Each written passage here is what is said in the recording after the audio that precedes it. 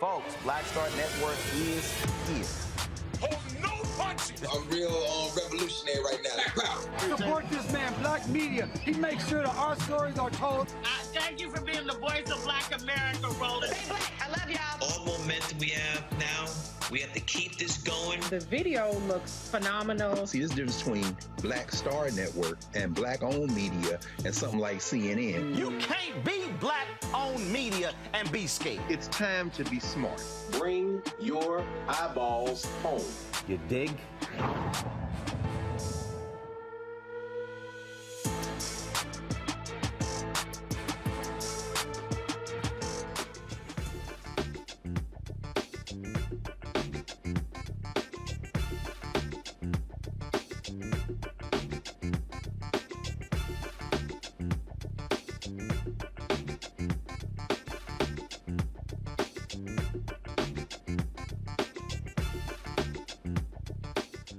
Today is Wednesday, October 12, 2022. Coming up on Roland Martin Unfiltered, streaming live on the Black Star Network. A California whistleblower is outing a racist and misogynistic Instagram page run by federal prison correction officers that makes fun of women getting sexually assaulted and how black men in custody get thrown in solitary confinement for fun. I'll talk to the man who reported this to the Federal Bureau of Prisons. Folks, Tuesday night's LA City Council meeting got real heated as hundreds of protesters took over, calling for the resignations of the 3 Latino council members caught on tape making racist remarks. One of them resigned from the council moments ago. California Assemblyman Bryan was one of those demanding their resignation. He will join us tonight. We'll also meet Jan Perry, California's 37th district candidate. She'll explain why she should be the state's next congresswoman. The president of the National Black Farmers Association, John Boyd, will be visiting with us, talking about the class action lawsuit announced today on behalf of black farmers against the U.S. government by attorney Ben Crump. In Texas, an officer is facing charges in the shooting of a teen eating a burger in his car, and he's now a former officer. Also, Alex Jones hit with nearly $1 billion settlement because he called Sandy Hook a hoax. Now he's crying, saying he doesn't have the money. You're gonna have to sell some shit. And our Tech Talk segment, we'll check out the BW Network, the first OTT streaming platform created by, funded by, and dedicated to black women. It is time to bring the funk on Roland Martin Unfiltered, streaming live on the Black Star Network. Let's go. He's got it. Whatever the miss, he's on it. Whatever it is, he's got the scoop, the fact, the find. And when it breaks, he's right on time and it's rolling. Best believe he's knowing. Putting it down from sports to news to politics. With entertainment just for kicks, he's rolling. It's on go, y'all. It's Roland Martin, yeah. Rolling with Roland now. He's funk, he's fresh, he's real, the best, you know he's Roland Martin now.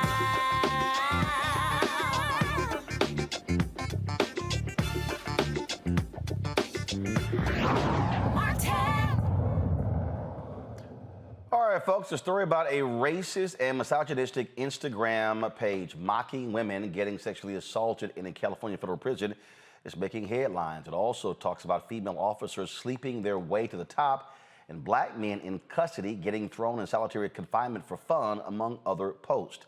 A whistleblower sent a letter to the Internal Affairs Division of the Federal Bureau of Prisons in August explaining that they believe the author of the page, Gov't Verbal, works at the Federal Correctional Center in Victorville in Central California, based on the private jokes and inside knowledge on the post. Now, the whistleblower, Curtis Freeman, has been outed by name only. He says nothing has been done so far, and he's become the victim of vicious social media attacks. Curtis Freeman, an American Federation of Government Employees Local 3969 union steward, joins me right now. Now, Curtis did not want us to show his face for fear of retaliation. Curtis, glad to have you here on Roland Martin Unfiltered. First off, how did you become aware of this page? First, let me just say thank you for having me on, Roland Martin. I really appreciate it. I was unaware of the page. I didn't know that they were on there doing this type of activity And then I started getting text messages from different coworkers, kind of giving me a heads up saying, hey, just to let you know, these people are making fun of you. They're saying all types of horrible things about you. You probably want to check it out. So, I'm thinking it's going to be on a secret page. But then I find out that it was open to the public. So I was able to go and I was able to see that they would take different videos that I would do on my social media account and they would pervert it, twist it, cut it up, and use it to fit their narrative for trying to misrepresent me. So it was a few officers that gave me the heads up on that. And you work there at the prison in what capacity? I am a teacher in the education department, but with the Federal Bureau of Prisons, everybody's considered corrections officers first. So we're all still considered correctional officers as the baseline, but then some of us might have specialty jobs. So for me, I'm a teacher. I work in the education department trying to help inmates meet their goals for getting their GED and other types of rehabilitative programs and learning modules. Now we don't, again, so these posts, you're saying they have not been corroborated, but what you're saying is based upon how detailed the information is, you believe absolutely these are individuals who are inside of the prison where you work. Oh, yes, absolutely. One of the things about where we work, it's almost like high school. And there's no secrets in high school. And there was a team, because this is so serious, and the Bureau, they seem to be taking it serious. So they brought a team from D.C., which is our headquarters, central office. And they brought a few of management officials, and they also brought some union officials. And they were touring around, talking to different people, trying to check the climate to see what things are like. And the staff members, a lot of them didn't want to be interviewed. They were scared of retaliation, but they were dropping names. And again, there's no secrets in the complex. We know who these individuals are, and we're well aware of it, but we're just waiting to see if the agency is going to vigorously pursue this and take the appropriate action. But we know without a doubt who the individuals are. Some of them are actually bragging about it, and they're discussing it in huddles with other people. And as you know, loose lips sink ships, and, slowly, there's an erosion going on. So we definitely know. So you said that they literally were discussing how women inmates were sexually assaulted by other inmates or by actual correction officers? By actual correctional officers, because as we know, the scandal that took place at FCI Dublin in Northern California in the Bay Area. And so they would take snippets from the show Orange is the New Black, which was kind of a parody of our, prison system. And they showed different scenes, supporting this, what they believe is comedy, talking about, women that were sexually assaulted and abused by staff members. And they doubled down on it. They tripled down on it. And they think it's hilarious. In my opinion, obviously, that's not funny at all. You have inmates, they're there to do their time. We're not there to punish them. So when you have an inmate that is, you force them to engage in these activities, it's absolutely horrible. But they make light of it. They think it's hilarious. And they're proud of the work that they're doing on social media. And it's very evident and apparent when you go on the websites and you see what they're doing. They're proud of it. And you also talked about them celebrating, if you will, black men thrown in solitary confinement. Are they discussing on this page them being thrown in for no reason whatsoever, just because? I think that might have been maybe a slight exaggeration on the journalist's part, because, to be fair to her, I don't know if she really understands, the culture. But yes, they did utilize a video. It was an actual use of force in our federal system from prison on the East Coast. And I don't know what caused them to put the inmate in 4-point restraints, but they did place the inmate in 4-point restraints. And one of the policies regarding that is it must be videotaped for obvious accountability reasons. So I don't know, maybe the videotape got leaked because maybe it was a part of a court proceeding or something. But essentially, when they posted the video, they pretty much were trying to make it seem like they're John Wayne or Chuck Norris challenging, the inmates if they want to mess around, they can find out, we'll stretch them out, making it seem as though the 4-point restraints is something that's used as a punitive measure, but it's not supposed to be used as a punitive measure or something to torture inmates. That's just something that may have to be done because the inmate's behavior might be so out of control that they have to resort to that. So, and so you're still waiting to hear from the Bureau of Federal Prisons what next, if there's going to be repercussions or action taken against these individuals, correct?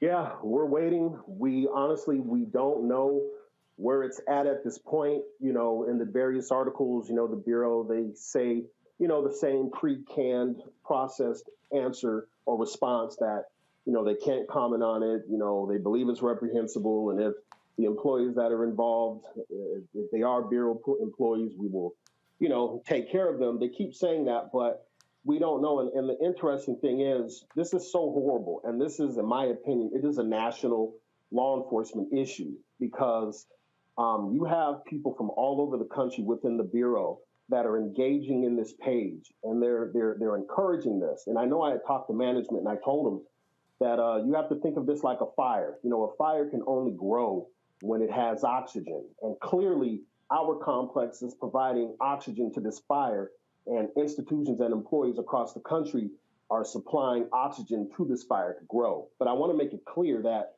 every staff member in our complex, they don't support this. There's a lot of staff members that they think it's reprehensible, they hate it, but unfortunately, they don't want to come out due to fear of what's happening to me. Because I've talked to numerous people face to face, and they wanted to come forward, they wanted to say things, but when they started seeing me, get dragged online and talked about so viciously, it caused a chilling effect. So I just wanted to make that clear that it's not every single employee that's involved in it. It's just those rotten apples. And it's those rotten apples in every department that, for whatever reason, they have the ability to control the temperature and the tone for the agency. All right, then. Curtis Freeman, we certainly appreciate you joining us, sharing your thoughts, and we'll see what happens next with the story. All right. Thank you. I appreciate it. All right. Thank you so very much. All right, folks. Right now joining us, A. Scott Bolden, former chair, National Bar Association Political Action Committee, Washington, D.C. attorney. Nola Haynes. She is with Georgetown University School of Foreign Service. Cleo Monago. He is a social architect as well as chief advisor to the Black Men's Exchange. I'm going to start with you, Cleo. You did work for quite some time there in California dealing with the sheriff's office, I believe. And one of the things that this Department of Justice has done a lot, they've been very aggressive in going after corrections officers and wardens for their treatments of prisoners, getting a number of convictions. And I can't think the last DOJ that was this aggressive going after what's happening in state and federal prisons. And these places have long been a hotbed of abuse, of individuals being raped, sexually assaulted, being belittled, being targeted. And this is why you have to, and elections have consequences, and for all the people out there, who say, oh, Biden, Harris not doing a damn thing, to have a Department of Justice that is aggressively confronting what's happening in prisons. That wasn't happening under Trump. That wasn't happening under previous Republican presidents. And that matters because typically those folks look like us. I haven't had the opportunity to see the outcomes of their investigations, the work headed up by Biden and Harris. However, I know that it's necessary and that it's important. No. Now, you say you haven't seen the outcomes. We've detailed on the show the indictments and the convictions. And there are individuals in state and federal prisons who are now in prison because they were beating people, they were assaulting people. We get the emails, constantly about another warden or corrections officer. We think we did one just the other day who got convicted because they were physically assaulting and beating inmates. Well, that's refreshing to hear. I hadn't researched that myself, and I'll find out. Yeah, from we you. covered a lot on the show, so. Okay, well, I need to pay closer attention because this is a revelation to me because I used to work, as you know, at Biscayne Prison in East Los Angeles when I worked for the sheriff department as a deputy. And my first year as a cadet, I had to work in a prison, and that's where I worked. And I saw the most insane abuses and racism and torture and accusations that were not true, and this black men being set up, and I myself, while in uniform, because I protested this, was put in the tank in uniform. So that's how serious it was back then, because they were mad at me for raising similar issues like this brother is raising. So I'm glad to hear that the DOJ is weeding things out, because it's a very corrupt system. People do not care about prisoners. People don't worry about the safety of people who are called inmates and who have been incarcerated. They figure they've done something wrong, lock them away and throw away the key, and whatever happens to them, that's what they get. And what they don't consider is that the prison system is a bastion of racism and mistreatment of black people. And you already heard from this person about black people being put in solitary confinement, and I'm a witness to that. I'm also a witness to black men being beat. I'm also a witness to white men getting peripheral treatment in prison. So I'm glad to hear that the DOJ is doing something, and I hope they pay attention to this case. And I hope this brother who's trying to do something about it makes it through. And I want to mention that I know what it's like for somebody to use your picture in your profile who's mad at you and come up and make up some stuff viciously online to see what they can do to set you up for some type of character assassination. So I wish them luck with that. But again, I hope the DOJ pay some attention to this, and I need more information from you about what they've done so far. Again, Scott, we go through this, constantly, and the thing that here's a perfect example. Just give me 1 second. I'm going to pull this up. We covered this on this show as well. This was just September 21st.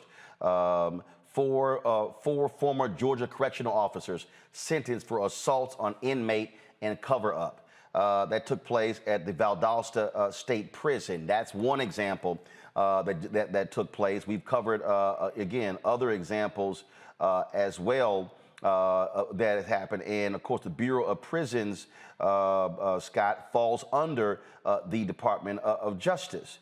And as we know, in the last DOJ, they did not want to be aggressive in going after police departments. And one of the things that we have, again, just in this society, there's this attitude of once they go to prison, the hell with them. Who cares about them? They don't matter. People actually laugh about the abuse. They laugh about these things. And that's one of the problems in terms of how the public sort of responds and acts as if this is really no big deal when we are talking about when people are in jail. And even though you may go to jail, you still should be treated like a human being. We shouldn't have individuals who are being beaten, who are being sexually harassed. We look at the conditions in Parchman Prison in Mississippi. Individuals and how they were not being fed properly and walking in water and all sort of heinous conditions. And it's just this country, we act as if they're animals, and so the hell with them. That's part of the problem with the public. That's the new enslavement. In the 19th to 20th century, it's new enslavement. You can talk about Mounds Prison Penitentiary in West Virginia with Jimmy Gardner, Collinsville in Joliet, Illinois. You can go to any state or federal prison in this country and find this corruption, because the system is built for corruption, extortion, embezzlement. People who have done something wrong are still human beings, but there's rampant rape and shakedowns and gang activity based on race and color and culture. And so, there's a tolerance of this in the prison system to the detriment of prisoners, but also perpetrated by the actual guards themselves, whether it's rape of women or men, and this type of tolerance. Now, the reality is that this individual who you just had on, Curtis, he's a steward, which means that if they know who put this video up or put the Facebook posting up, they put it up publicly. They're comfortable with exposing this, if you will. And they're probably union members that he's leading, if you will. I doubt it would be management, but it could be management. But what should be most disturbing to your viewers is the comfortability of those who would post this. I don't know whether it's still up or whether it's been taken down or not, but you got to move swiftly. But lastly, on top of comfortability, is that we've seen other videos or posts like this in other cases, and these recent posts that Curtis is combating are just after these other posts in other prisons, if you will. So they know what impact or chilling effect it's going to have on the perception of the prison system, and they simply don't care. That's why police brutality continues to be an issue, because the police unions don't care. Because if they care, you wouldn't have police officers shooting black men and women. You wouldn't have them being abused. And so you've got to change the culture and change who you're hiring and test who you're hiring to ensure that they believe in freedom, justice, and equality, and that they see prisoners as human beings, not as animals or perps or dogs. Nola, I'm pulling up, again, this is another, he's a perfect example. Hopefully it comes up. Let's see here. September 2nd, from the DOJ, the former deputy warden at the Mississippi State Penitentiary at Parchman was sentenced to prison for assaulting inmates. We've done on this show not just Mississippi, but Kentucky, a number of folks there as well. And so this is why you have to have the oversight in these places in order to protect people. You do not lose your constitutional rights just because you go to prison. Absolutely, you do not. And we're in a moment right now, we are coming out of a Me Too moment. We are coming out of a George Floyd moment. And right now, we are definitely in a moment where the Pandora's box to racism and inhumanity and indignity is in full display. And I think that these sorts of stories only continue to tell a narrative that we've been speaking about for a very long time. As you said, Roland, you talk about these issues on your show all the time, but outside of that, you hear these sorts of stories in many different ways all over the place throughout history. And right now, people are really starting to see that, it's not just Black folks complaining. It's not us just wanting to be loud. It's not us just here we go again, here they go again. No, these things are happening. These dehumanizing things are happening in every single sector. The fact that it's being celebrated on social media, tells another part of this story, just about how much Black life is just thought to be entertainment, to completely dehumanize Black bodies. Historically, when we have people standing in front of lynchings, we have people with photos with different body parts of Black people. Our suffering has always been entertainment. And this is yet another example of it. And my heart goes out not only to Mr. Freeman and what he's incurring, by speaking up to this injustice, but the women that are being brutalized, and it's being also put on social media for entertainment. As our country, as some people try to move our country backward, as some of us try to move forward, we see two things always. We will continue to see that women, that we are just things. We are just ornamental things, apparently. We are not supposed to be active in society. We are supposed to stay home and have children. We are not supposed to work. We are not supposed to be educated. So, of course, our suffering in our bodies will just be entertainment. And the same has always been for the Black male body. We can go all the way back to slavery and talk about how the Black male body has always been a source of awe and entertainment. And this is just yet another ugly episode of this. And while this is gross and inhuman, I am happy that there is a light that's being shined on it. And Roland, thank you once again, because you are that voice in our community. You are not just a voice in the community, you are that legitimate voice. You're not just some guy off in a corner shouting, at the margins of the internet. If it's on Roland Martin's show, people are going to be talking about it. So thank you so much, not just to talk about the show, but to bring Curtis Freeman on to hear his voice, because that's what needs to happen. Now, I don't know what the next steps are, because every single day we are being, treated to our global mistreatment. I don't know what the next steps are, but each day we're getting fed the bits of information about how we are being treated in every single situation. And there needs to be a lot of conversation and discussion about how do we move forward. I know we're going to talk about LA a little later on, but this is yet another example of what happened at the city council. Okay, that happened. People were outed. People now see who you are. So what are we going to do about it? And that's where I'm at with all of this. Absolutely. And again, I just want, and again, the reason I'm going through this is because I need people to understand that the work is actually being done. The work is literally being done as we speak. This right here from August 29th. Again, this is where Christian Clark gets credit for that civil rights division. August 29th.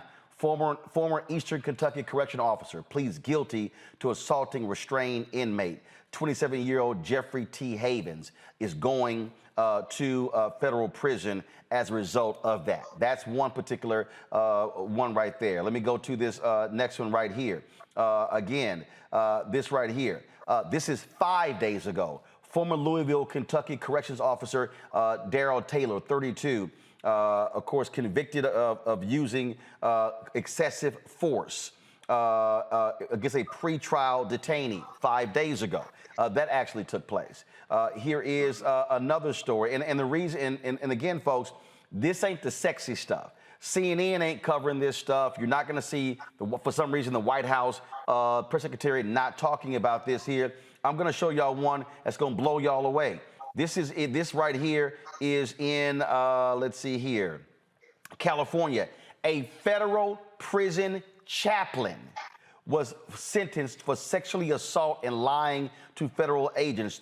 James Theodore Highhouse, 50, is going to spend 84 months in prison followed by 5 years of supervised release for repeatedly sexually abusing an incarcerated female and then lying to federal agents about his misconduct. All right.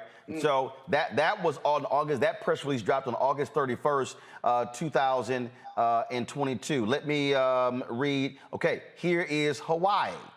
And I'm walking you through this because for the folk who understand, the work is being done. July 11th, 2022, 3 former Hawaii correctional officers convicted of civil rights violations for assaulting an inmate and attempting to cover it up. And again, and a 4th one previously pled guilty for his role in that.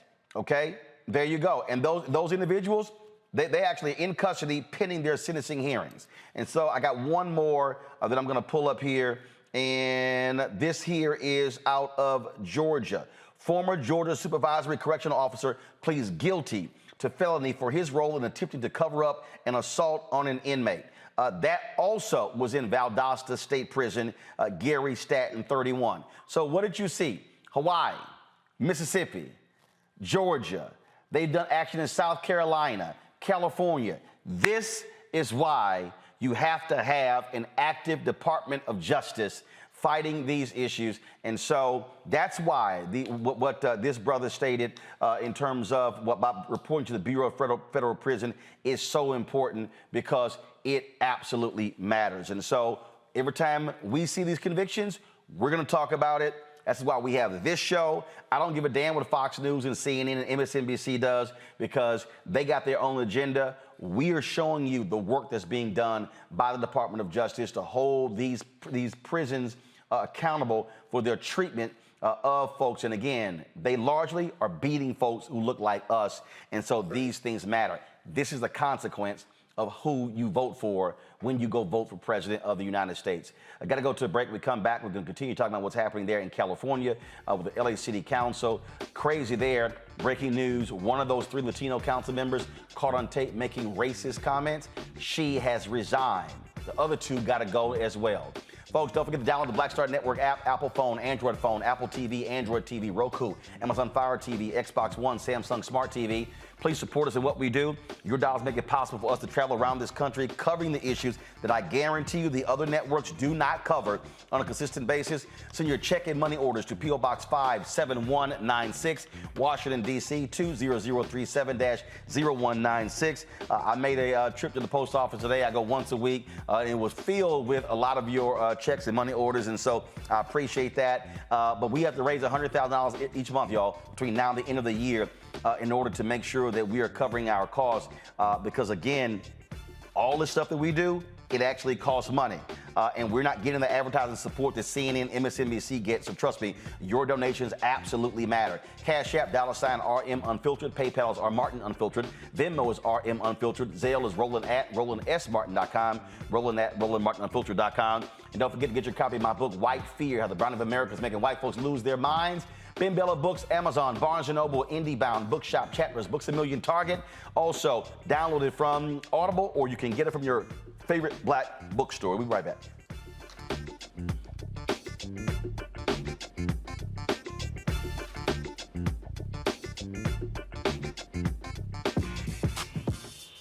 When we invest in ourselves, our glow, our vision, our vibe, we all shine.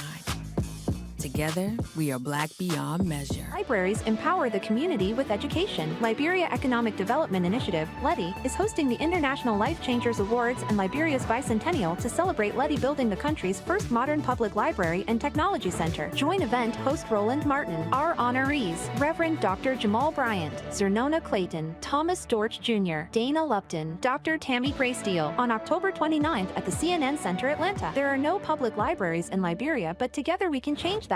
Get tickets at ledinow.org. When we invest in ourselves, we all shine.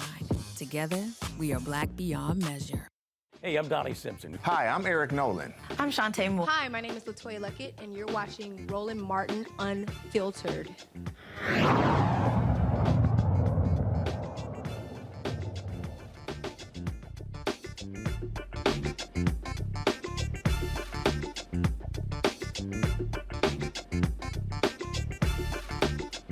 All right, folks, some breaking news out of California. LA Councilwoman Nury Martinez, she has resigned her council seat. Now, remember, she resigned as the council president.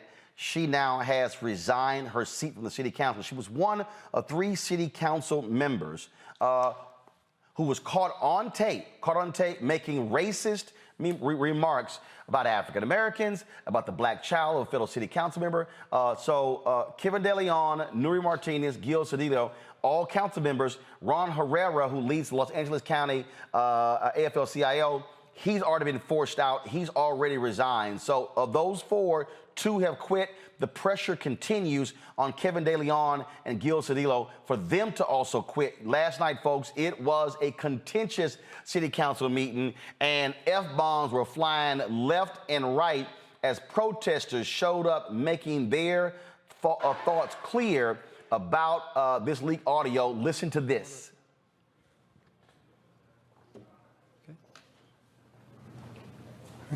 First of all, fuck you, fuck De Leon, fuck Nury, and fuck Cedillo. Fuck this whole meeting right here because it's illegitimate. The people are shutting this shit down afterwards. This whole thing is racist. The fact that they had the audacity to sit here in front of the people that they mocked, that they minimized, that they demonized, that they marginalized is unacceptable. The fact that you are trying to continue with business as usual is unacceptable. Unacceptable. Unacceptable.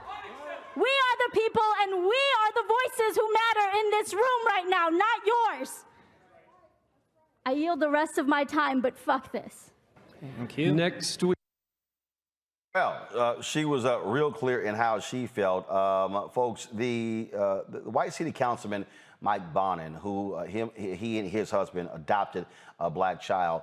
That was the child that they were talking about on this tape, saying that child should be beaten, talked about his behavior. Bonin gave a tearful speech where he expressed just his disgust with what he heard. Here's some of that. I'm a dad. And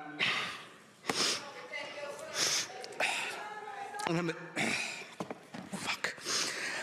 I am a dad who I'm a dad who loves his son in ways that words cannot capture. And I take a lot of hits, and hell, I know I practically invite a bunch of them.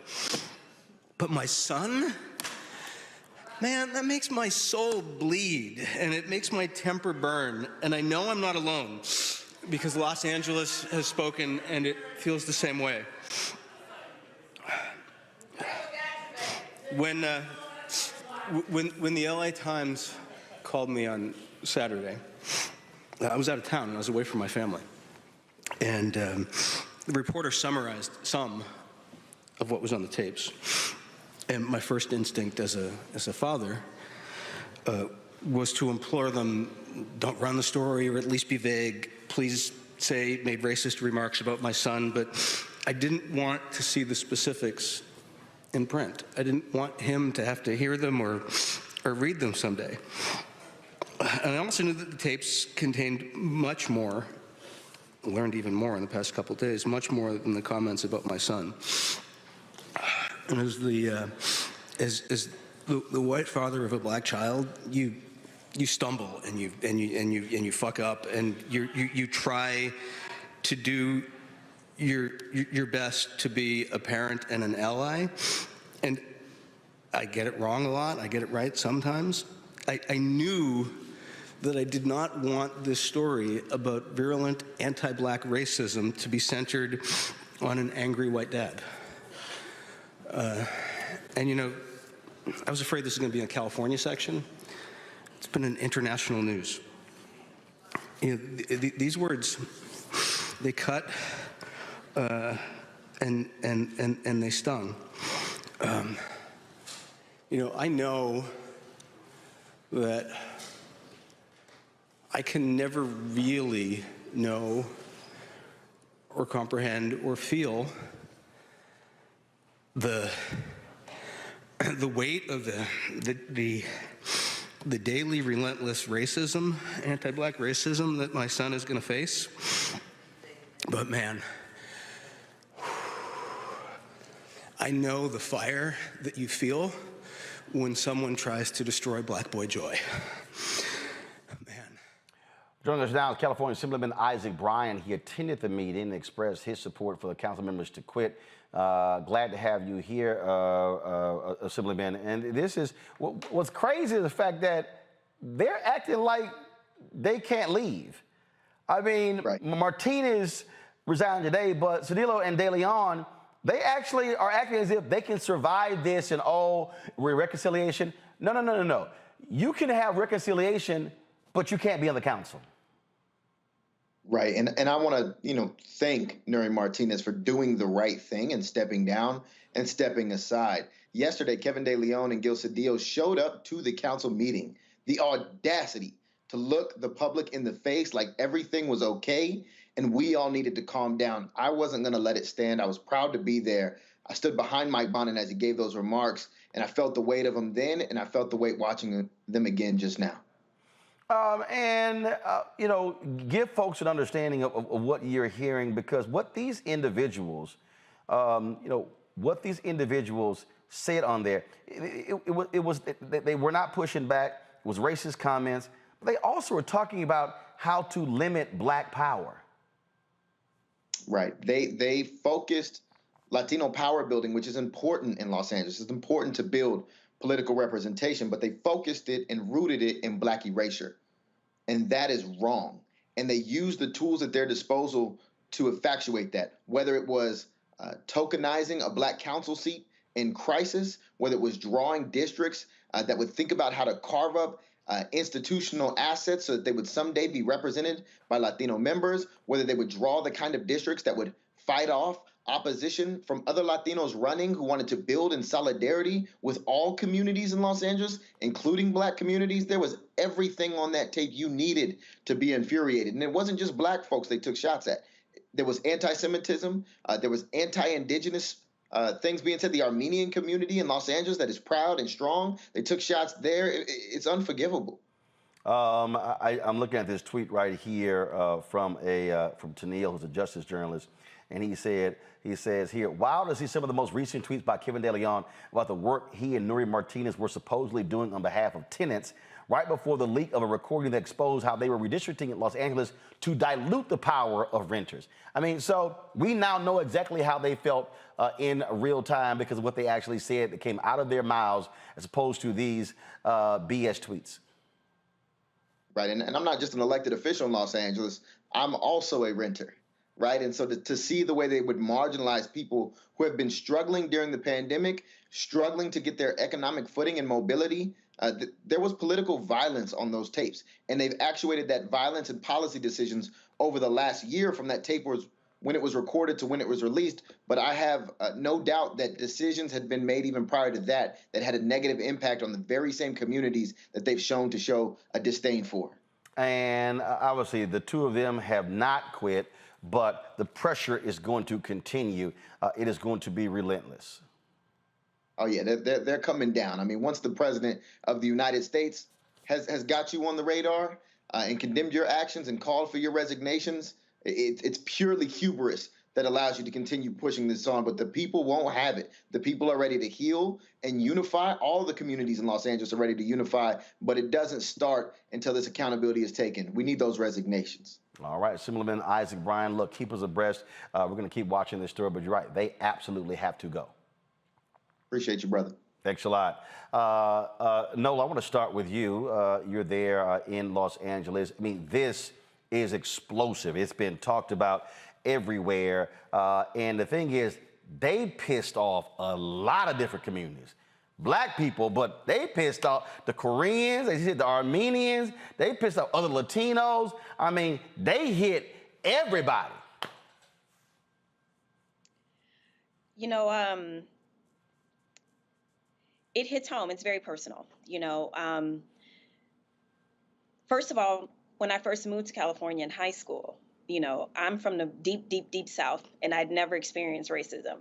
Now, how oxymoronic is that? Until I moved to California. And when I attended high school out here, it was my first time seeing race riots, Mexicans and Blacks. I'd never seen anything like that in my life. And mind you, coming from New Orleans, I actually thought a lot of Latinos were Black. You know, Black is a spectrum to us, you know, so I was really confused about all of this. And, you know, unfortunately, when you live in LA, you know, especially, it exists, it's there. You know, when I was an undergrad at UCLA, it was palpable. You know, don't let a Latino dude like you and think you fly. You know, you're going to catch all types of heat, you know, and you're thinking we're all in this together. But unfortunately, you know, you learn that we're not. You know, you hear the kind of really nasty kind of slurs that are said about you. And you try to reconcile with it. It's something that's very painful. And for many, many years, I worked in spaces with a lot of amazing social justice oriented Latinos for first generation community college students at UCLA. But in that space, as one of the few Black people in that space, it was hard because, you know, you would feel like resources would go more to the Latino programs more than to the one or two Black focused programs. But you were in there because you had allies and we were all trying to work towards something, right? So I have literally been in the thick of it. I've heard it, I've seen it. It's painful, especially people that really kind of look like you, you know, and yes, maybe some of the there are cultural differences and there's, you know, language differences. But at the end of the day, you know, everybody's rocking with melanin, you know, so it's kind of a very hard thing to reconcile and to understand. And then on another personal note, you know, I've been in spaces with Kevin, you know, the first space I met him was at USC, at the Schwarzenegger Institute, actually where the governor was actually there. And then in another situation at a Kamala Harris fundraising event. And I've seen him, you know, in spaces where he's proud to, you know, be the ally and all these different things. So when all of this happened, my heart just broke in a million pieces because I'm like, okay, you don't know where to feel safe. You don't know who your people are, right? You don't know like who's really about this social justice life. And when I sat there and I heard this tape, with other people that know these people, it was heartbreaking. It was soul crushing, not just for me as a Black person, but also for the browner Latino folks here that are also discriminated against here in LA. It's about power, Cleo. Cleo, it's about power, pure and simple. And so when you look at the folks who look at Latinos there, these folks are like, oh, we got the numbers and we want more power. And it's a little hard to now run away from the recording. Now we know exactly how you feel. Well, this is profoundly amazing because the attitudes and perspectives of Black people have been going on like this in Los Angeles for years. I am from Los Angeles. Every historically Black community that I used to be a part of or have associates involved in are now all Latino. And the Latinos have been scorched earth or vicious in some cases around taking over Black property and demoralizing and marginalizing Black people. Now, yes, Koreans may be upset, the Armenians might be upset, so-and-so is upset, but Black people are the ones who are the most displaced, not the Koreans.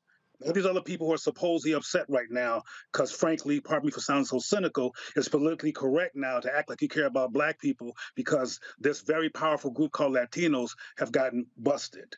But nobody has had Black people's back as they become the majority of the homeless, as they become the majority of the displaced, and as they have been the victims of shootings by some Latinos who got mad at them for fighting to keep Black communities historically Black. So this is deep because it's on tape. However, I'm concerned because everything always rides back to the bottom of interest. Like police brutality is still going on, but it's not on Channel 7 or any place except for Roland Martin, of course, but it's not part of the news chain, so we're not hearing about it. My concern is that Black people have been out-organized, out-politicked, out-empowered, and have gone from a major community to a small village that's dwindling. So this is a powder keg. I mean, Black folks knew about this as well as others. And this is not news. What's news is that there was a tape. Just like police brutality was not news, but we got phones, we got smartphones, and now everybody can see it was already there. I'm concerned about if Black people are going to relapse after this dog and pony show into powerlessness because the Latinos are an army. Black people can be an army if we unified and get over the internalized oppression and the conflicts and the second guessing of what we should do to have Black power. I mean, even that brother who was Freeman in the prison talked about how other people agreed with him, but they didn't say nothing. Got it. So my concern is that we might relapse after this, this media coverage back into the same normalized powerlessness, and we have an ego. Our egos are glad that some people are being busted, but what are Black folks going to do on the ground to get some power in this moment? And get some audacity and focus in this moment, because it will go away. Because like I said before, and I'll close with this, the Latinos have an army. And the people who are getting ready to resign and be forced into resignation, they're gonna go into an army.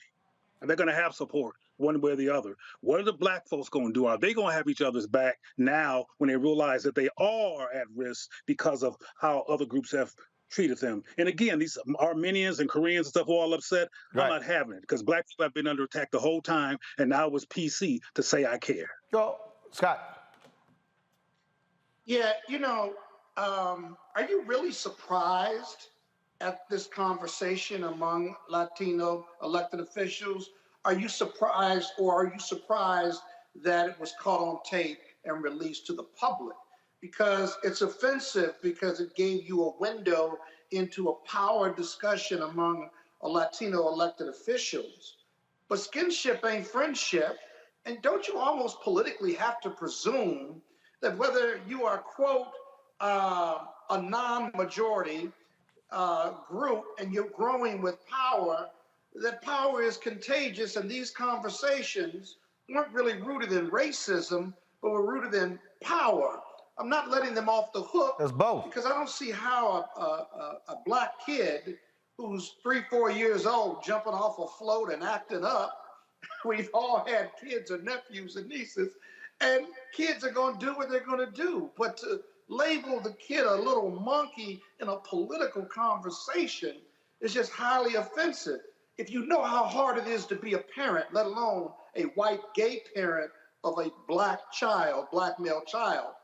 So I'm not surprised that the conversations take place, because I think those conversations take place in black political conversations, white, Hispanic, Korean, you name it, but they let their hair down and somebody reported it, right? Good. All of us have to have respectful political conversations, but not to the detriment of other groups of color.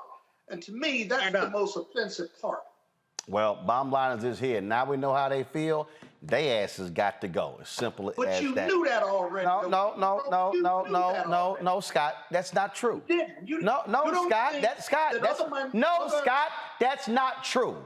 The reality is they were fronting. And they do what? No, Scott. No, you can't presume. Okay? You can't presume. And here's the deal. There are people all around the country, Scott, all around the country. There are people all around the country who front real well. They say the right things in front of other people. They tweet the right things. But in their private situations, it comes out. And the only way we actually know is when tapes are revealed. So bottom line is this here. And again, power and racism go together. It can't always be a power. It's power and racism. Speaking of racism, folks, we come back. We're going to talk with John Boyd about the lawsuit that Ben Crump is filing on behalf of the black farmers against the federal government. Of course, they are still waiting to get their part of the billions of dollars Congress set aside. White folks are now suing, saying, oh, this is unfair, but they were not crying when Trump gave the $25 billion out and mostly went to white farmers. We'll talk with John Boyd next, right here on Roland Martin Unfiltered. Also, Alex Jones, he might start trying to have to sell some of his stuff because he got slapped today with a nearly $1 billion judgment for his comments regarding the Sandy Hook families. Wait till I show y'all a little crying he did with Steve Bannon. Oh my God, I don't have the money. They gonna come up for your ass. See what happens? See what happens when you just run your little mouth? You know what, matter of fact, that's a video I'm gonna play, because he messed around and he found out. Folks, download the Black Star Network app, Apple phone, Android phone, Apple TV, Android TV, Roku, Amazon Fire TV, Xbox One, Samsung Smart TV. Y'all watch it on YouTube and Facebook. Hit the damn like button. It ain't that hard, okay? Y'all riding for free. Hit the like button and then you commenting, all right? When I come back, we should be at more than 1,100 or 1,500 likes on our YouTube page, okay? So get it done right now. Stop playing around. Also, join our Bring the Funk fan club. Send your check and money orders to P.O. Box 57196, Washington, D.C., 20037-0196. Cash App, $RM Unfiltered. PayPal's R Martin Unfiltered. Venmo is RM Unfiltered. Zelle is Roland at RolandSMartin.com. Roland at RolandMartinUnfiltered.com. And get your copy of White Fear, How the Browning of America is Making White Folks Lose Their Minds. Ben Bella Books, Amazon, Barnes & Noble, IndieBound, Bookshop, Chapters, Books A Million, Target. Also download from Audible, and you can order through your favorite black bookstore. I'll be right back.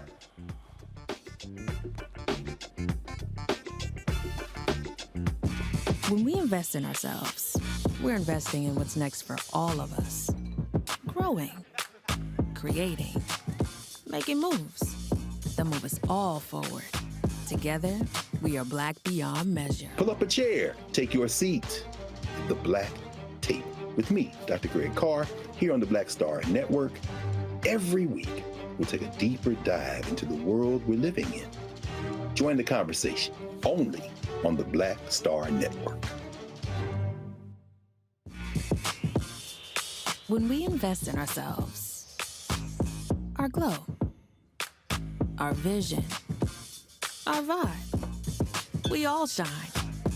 Together, we are black beyond measure. I'm Deborah Owens, America's Wealth Coach, and my new show, Get Wealthy, focuses on the things that your financial advisor and bank isn't telling you, but you absolutely need to know.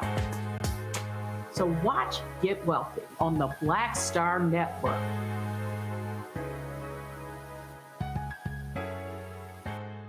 When you talk about blackness and what happens in black culture, we're about covering these things that matter to us, speaking to our issues and concerns. This is a genuine people-powered movement. There's a lot of stuff that we're not getting. You get it, and you spread the word. We wish to plead our own cause. Too long have others spoken for us. We cannot tell our own story if we can't pay for it. This is about covering us. Invest in black-owned media. Your dollars matter. We don't have to keep asking them to cover our stuff. So please support us in what we do, folks. We want to hit 2,000 people, $50 this month, raise $100,000. We're behind 100,000, so we want to hit that. Y'all money makes this possible.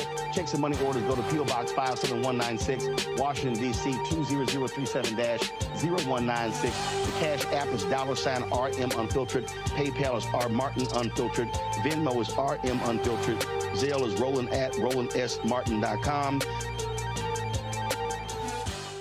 Hey, what's up, everybody? It's Godfrey, the funniest dude on the planet. Hi, I'm Israel Houghton. Apparently, the other message I did was not fun enough. So this is fun. You are watching Roland Martin, my man, Unfiltered.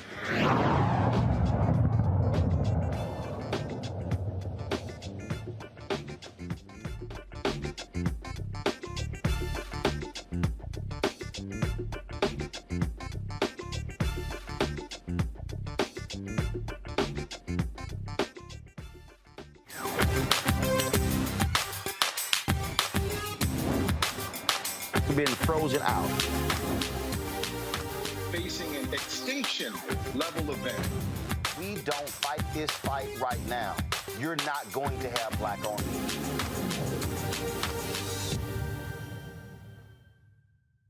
Black farmers are tired of waiting for their part of the $4 billion debt relief program. Now they are taking the federal government to court in a class action lawsuit. The plaintiffs say the government went back on its word to black and other minority farmers when the relief program after white farmers complained and filed a lawsuit. Today, Attorney Ben Crump announced he was filing this national lawsuit on behalf of the National Black Farmers Association.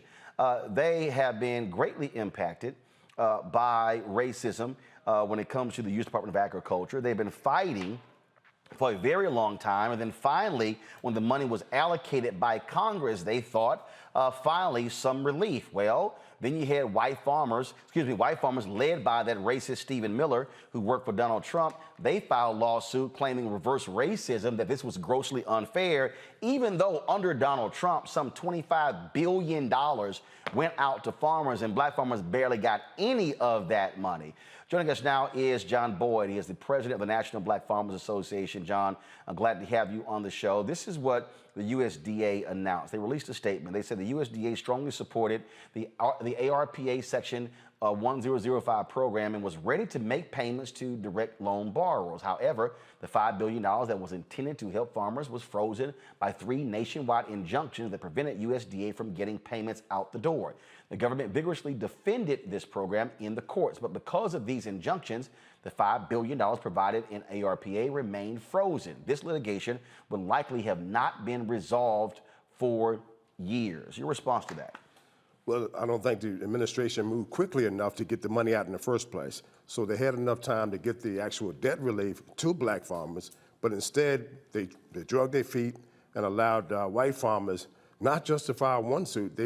They filed 12 different lawsuits in very conservative courts, and they picked conservative judges to file these complaints in. Mm-hmm. So while my dad said the grass is growing, the cows are starving.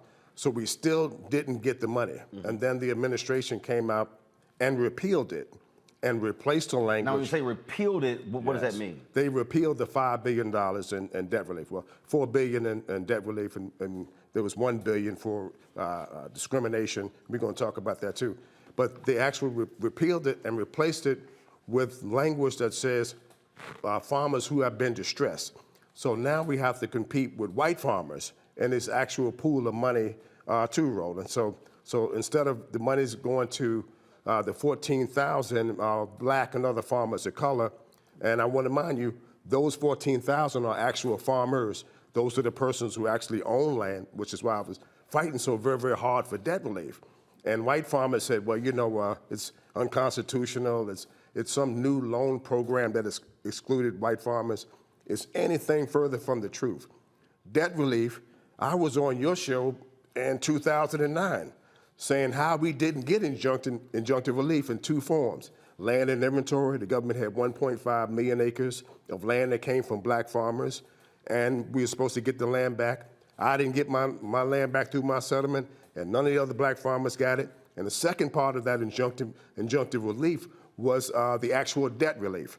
So white farmers was getting debt relief the whole time with ease in this country, while black farmers were getting farm foreclosure notices like we're getting today since the language has been repealed, Roland. So here you have the Biden administration saying, look, we tried to do all that we could. And your deal is like, no, you could have done more. Absolutely, absolutely. And so now, in essence, y'all are in limbo. Y'all are stuck. At the end of the day, you're frozen. You can't get the money.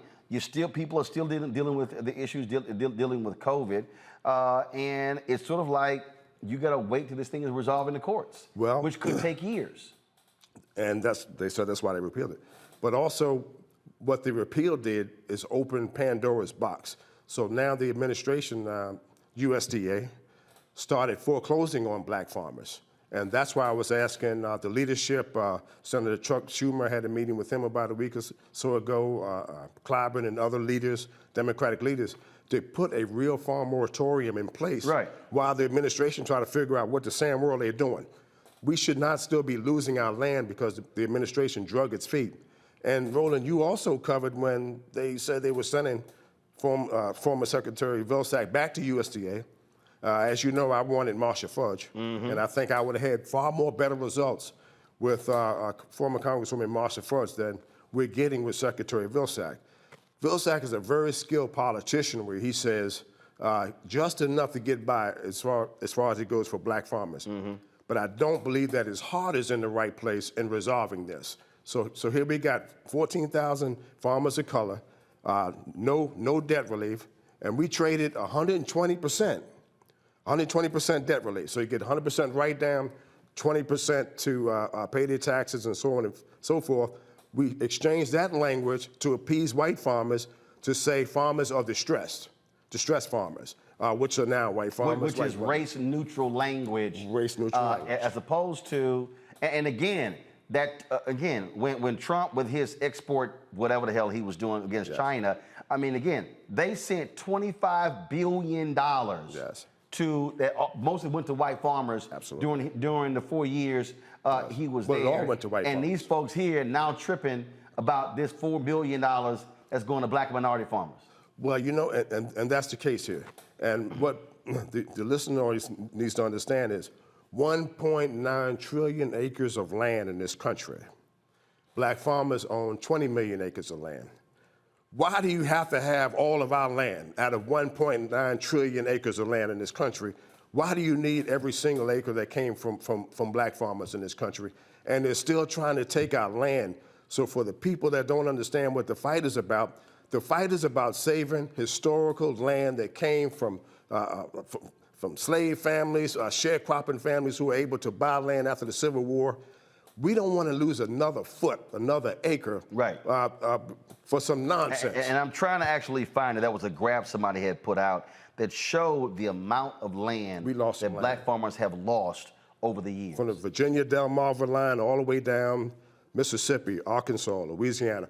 That's where you're going to find black farmers in this country, in the Deep South. Wherever there was a footprint of slavery and sharecropping, that's where you're going to find black farmers.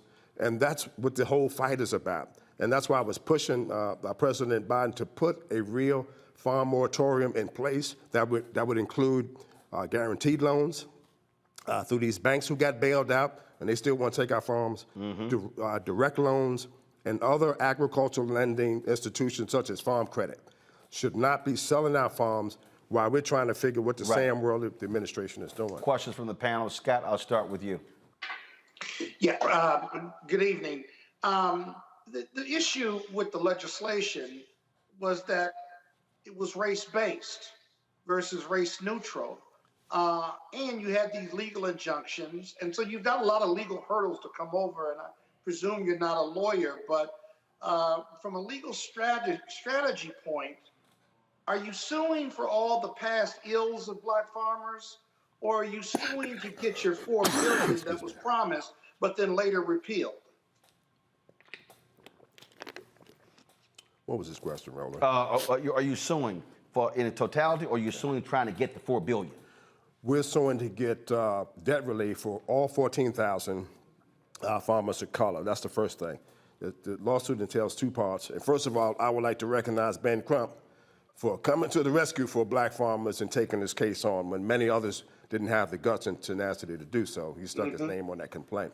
The second part of that is the piece for farmers who have been discriminated against.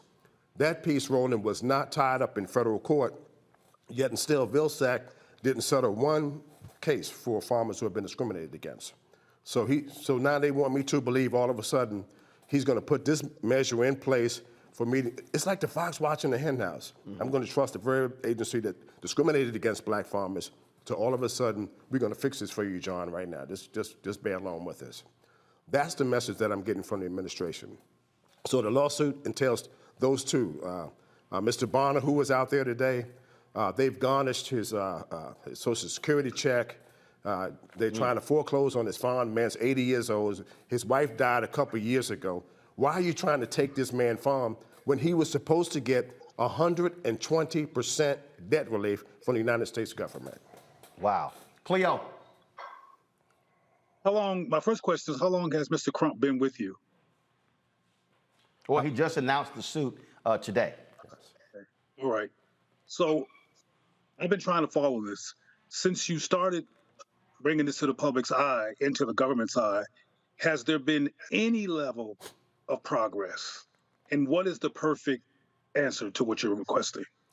I would say there's been many hurdles that we've overcome.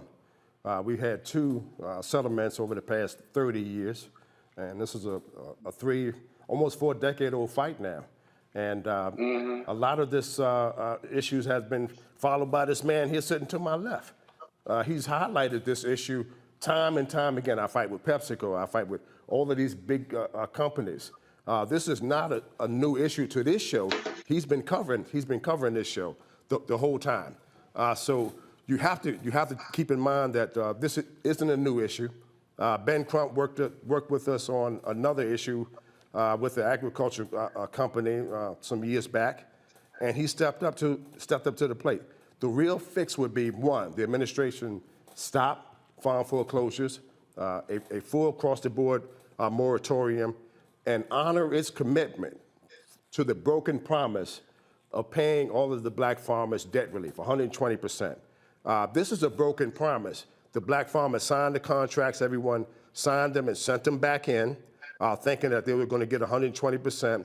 They made other financial obligations based on the 120% letter that we got from USDA, and then they repealed it. And they repealed it and then say, well, you know, boy, we don't want you to say anything about this. Just bite the bullet and look the other way. I can't do that to people like John Bonner, who is out on that mall today. And we bought our mule here today, Roland. Yep. My old mules are dead. I've been fighting this so long, struggling 40 acres. They dead. I got a new mule. His name is Jesus. A new white mule. Show the mule. Show the video. And I bought him up on the mall today. Name Jesus. Yes. Okay. Jesus is the mule's name. And I figure, you know what? Right. We got to have Jesus if we want to overcome the struggle of our forefathers. This fight is about our forefathers. Many generations, Roland, that me and you and others leaders in this country, we're standing on their shoulders. Yep. And we can't let them down by losing all of our land. If we lose all of our land, people, we've lost all of our history, all of our knowledge, all of our well-being, all of our family structure came from the farm. And for these proud black people, guess what? You're only 2 or 3 generations away from somebody's farm. You may not want to admit it. They may say, oh, I ain't never going back to the farm. Don't run away from the land. Land is power. Right. Food is power. Guess what? We're facing a food shortage. Yep. If you know a black farmer, you need to be his friend today and go out and buy his produce. Nola. Well, thank you, first of all, so much for this fight, this continued fight. As a very proud Southerner and going to Shibuya, Mississippi every single summer on my family's farm, I really do appreciate the organic everything, the lifestyle, and just the rich culture and history that exists on Black farms. So my question is for you. What can we do? How can we help with messaging? Because I feel like, Roland is out here doing the Lord's work, Lord knows, and he's out here fighting these battles. But this isn't a fight that I see, on Black social media all the time. This isn't something that I see in the Black blogs. What can we do to help with messaging? The first thing you can do is when Roland puts this link out about what happened with Black farmers tonight, that link should go to everyone in your social media contact, Facebook, Instagram. Share his link, because do you know what a white lady said to me at Virginia Tech? She said, Mr. Boyd, I didn't know that there was such a thing as Black farmers. Here's a young lady who specializes in majoring in agriculture that don't know the history of why we were in America in the first place. We were here as slaves and then sharecroppers and survived Jim Crow to work the field and become farmers right here on American soil. So the best thing you can do is to share that information, share this segment, and spread it around. Everybody should have this segment in their inbox today on somebody's social media. Well, that's the thing that, I get a kick out of these folks. Oh man, you ain't sitting here fighting for Black folks. Somebody actually sent me something saying, why haven't you been discussing the plight of the Black farmers? And I'm like, fool, you have no idea what the hell you're talking about. This thing go back to Washington Watch, the first show I had in 09. Yes. And see, and the problem that I have, this is the big problem that I have. And I've had people tell me, well, there's a lot of things happening in Black America. But the reality is, when I said, why haven't civil rights groups and other groups had a mass demonstration in Tennessee to get the $500 million for Tennessee State? The reality is, y'all have been doing this, and our large civil rights groups and other groups have not brought their folks out. And what I keep saying to people is, and the reason we played that "Where's Our Money" stinger before, this is about land, it's about money and power. And what happens is, what we do is, we turn out in mass numbers for police shootings. We sure do. We turn out in mass numbers for criminal justice, which I totally understand. Yes. We turn out in mass numbers what's happening in Los Angeles. Yes. This right here, this is a money issue. Yes. And I keep saying, if you ain't discussing the money, you're not having an American conversation. You missed the boat. And so the battle has been trying to get Black folks to understand this issue, and this is not, I'm having a slavery flashback. No, it literally is, as Chuck D always says, they ain't making no more land. They ain't making another foot of land. They're making raggedy cars every day. And my grandfather always said, you can't leave your PhD and all of these things. It's not transferable to your children. But he could leave his poor old raggedy farm to his 12 children. And that's exactly what he did. When you own a house, you also own the land that house on. It's the exact same thing. It's the same thing. And the most powerful tool that you can possess, people, is land ownership. Don't be confused by this other stuff. This building that we're in, is sitting on somebody's land. Yeah. Everybody that's watching, you're sitting on somebody's land. You can either own your own or be trespassing on somebody else's. You're absolutely right. And I'm just going to use an example. It wasn't land, but the example I'm about to use goes to just, unfortunately, how some of our folk think. I was speaking at a Chamber of Commerce event, a Black Chamber of Commerce event in Houston, and they had a live auction. Yeah. And they had a diamond pendant that was in the live auction. And the diamond pendant, I think, sold for about $900. Yes. Then they had a tailored suit. The tailored suit sold for $1,500.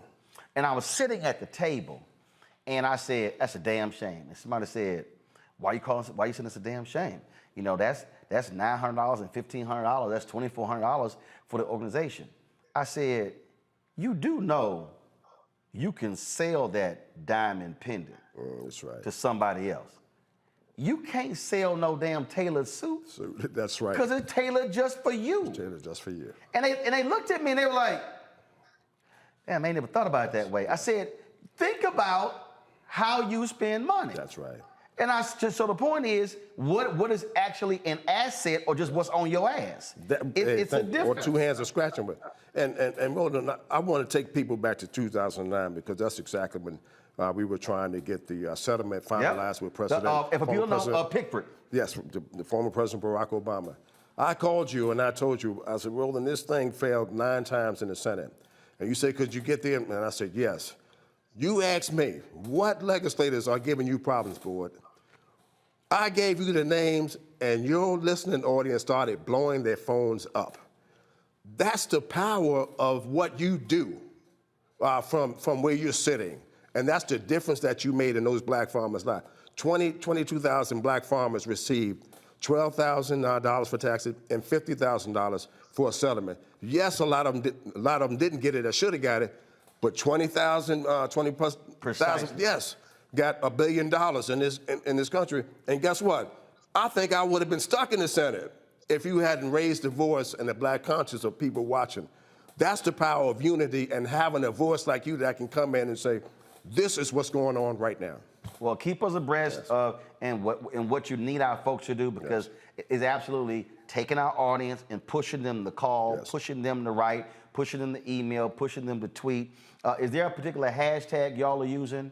Not a particular hashtag, but I would like the listeners to support the lawsuit. If you have an organization, file a petition in federal court and support our lawsuit. That's something that black organizations can do. I know Ben Chavis was out there from the Black Press. He said he was going to support it.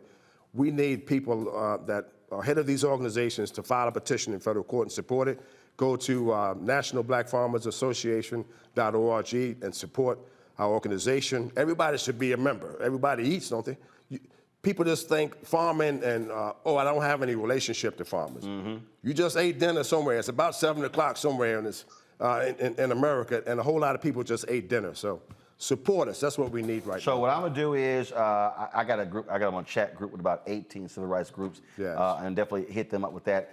Folks, this is John's Twitter feed. Y'all should be following him. Right here is J.W. Boyd, NBFA. That way you can get details as things are happening with what's going on. As you see, he follows me. I follow him, and so we need to do that because. I just keep telling y'all, this is about money. It's about money. It's about power. We're talking about $4 billion. You heard him say in the Pickford, that was $1 billion. Yes. People running around hollering about reparations and what we need, but you're waiting for somebody to vote on that. This was $1 billion black farmers actually got. Yes. $1 billion. This is $4 billion they're trying to get access to right now. And so, and I said something, people got mad at me about, a few weeks ago. I put up something about Nick Cannon and Eddie Murphy having 10 kids. And I had about probably 700 or 900 comments on my Instagram page. Wow. Yet, when I post something talking about us trying to access the $322 billion spent every year in the advertising industry, it might have 8 to 10 comments. And I said, now wait a minute. Which one has a greater impact on black people? That's right. The $322 billion or Nick Cannon having 10 kids? And and that's right. And I would like to challenge some of our significant African-American leaders to get behind us. We have NBA stars, we have boxing stars, we have football stars. Go to Roland's link tonight and tweet and comment about this, man. That's the first thing that these leaders can do. Just don't share that nonsense. When they see the views, when they see that link gets 2 and 3 and 4 and 500,000 links, then they understand, okay, hold up, folks paying attention. Yes. And see, people understand, they watch that stuff. But when they see it gets 1,200 or 1,500, they go, oh man, we can go ahead and ignore them. Yes, that's correct. So. Yep. In fact, I had, just show the last point here, that was a particular company we went after. And they called a black ad agency. They said, hey, can you get us the impressions on his comments on social media? And so the ad agency called me and they said, Roland, can you send me the numbers? And when I sent them the numbers of the traction we got on Instagram, Facebook, Twitter, YouTube, on Fanbase, Snapchat, TikTok, LinkedIn, and they saw the views, they were like, oh yeah, we need to have this meeting with him. But they looked at the metrics. They saw the impact of what the video did, And that's why, and trust me, politicians, Yes, they understand that. So when they start getting those phone calls, and that's what changed that. And so we got to keep doing that because this is about money and money and power. Well, John, we certainly appreciate it, man. Thanks a bunch. Thank you for You it. keep giving them God hell. bless You know I'm right here, I know and it. we'll support you on everything you do. Keep doing what you're doing. I appreciate it, Doc. Folks, got to go to break. We come back. We're going to talk about a sister. She's running for Congress in California. We also going to talk about Alex Jones. Lord, he is crying because he just got hit with nearly $1 billion judgment by a jury in Connecticut. He ain't happy. Plus our Tech Talk segment. So lots we're going to talk about, folks, on the show. Download the Black Star Network app. John laid it out, y'all. Now you understand why black-owned media matters. I'm not interested in white validation, okay? I spent 6 years at CNN. I've been on MSNBC, ABC, CBS, NBC, Fox News, BBC, all of them. I appreciate going on, but when you own your media, you don't have to ask someone permission to have a John Boyd on. And guess what? We can then go as long as we want to because I don't have to ask anybody. But we have to support this, y'all. Right now, when I look at my numbers, we have 903,864 YouTube subscribers. We launched the Black Star Network on September 4th, 2021. We haven't even hit 50,000 downloads of the app. Understand, y'all, when I go and talk to advertisers, they're looking at our downloads. We should be at 100 or 200 or 300,000 downloads of the app. All of our content is on the app. This show, the 6 other shows on the Black Star Network, we got 3 shows in development. So trust me, we're building because we're not interested in asking for permission. Download it on your Apple phone, your Android phone, your Apple TV, your Android TV, your Roku, Amazon Fire TV, Xbox One, Samsung Smart TV. And if you got an Apple phone and you got Roku and you got Samsung Smart TV, download them to all 3. It's all good. You can actually download it. Trust me, these things matter. Also, your dollars matter when you support our Bring the Funk fan club. I can't tell you enough about the resources. We are in a constant battle. People ask me all the time, man, I wish you can cover this and cover that. I can't cover stuff for free. You know why? I got crew, gotta pay them, airfare, per diem, hotel room, gas in the vehicle. That's all real. And so we're not bringing in $600-700 million like MSNBC or 800-900 million like CNN or 1.5 billion like Fox. So when people say, man, I wish we could give a black CNN, y'all already know what the hell that even means because you don't understand how much money they're actually getting paid. And so trust me, when I tell you we need 2,000 people this month in October giving an average of $50. If you can give more, great. If you can't give that, we appreciate every dollar.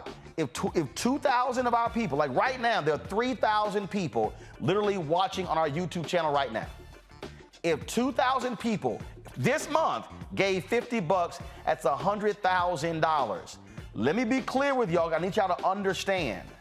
Our monthly expenses are $184,000. $184,000.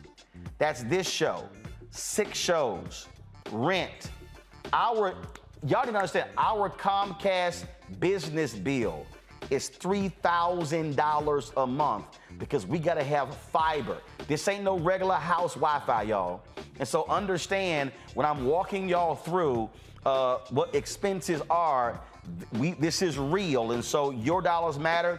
And so if you give during the show, I'm gonna shout folks out at the end of the show. But check your money orders can go to P.O. Box 57196, Washington, D.C. 20037-0196. Cash App is $RM Unfiltered. PayPal is R Martin Unfiltered. Venmo is RM Unfiltered. And Zelle is Roland at RolandSMartin.com, Roland at RolandMartinUnfiltered.com. And again, when I ask y'all also to hit the like button, understand you are impacting the algorithm. And so if we get 1,500, 2,000 likes, that impacts us and that increases the revenue because we now are being recommended by YouTube more. So I'm not asking you to hit the like button to make me feel good. That also drives revenue for us.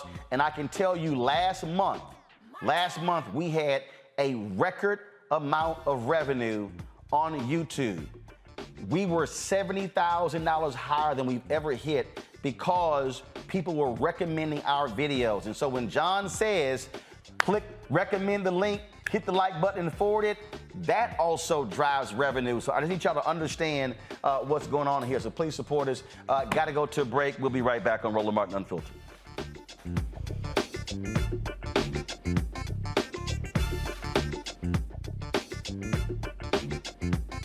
When we invest in ourselves, we all shine. Together, we are Black beyond measure. I've always said this, rather than to continue to fight for a fair piece of the pie and the equal slice of the pie, I want my hand on the knife that cuts the pie. And to that extent, who bakes the pie and who puts it in? And that's one of the things that got me involved in going into politics in the first instance. I'm tired of people making decisions for me. Right. And mine. I want to be a part of that decision-making process. And luckily, it has paid off in terms of seeing the progress that many people in America have made, particularly people of color. One thing bothers me now that we seem to be losing that. Right. By saying that we've got to be more concerned with other people than those people who were here. We built America.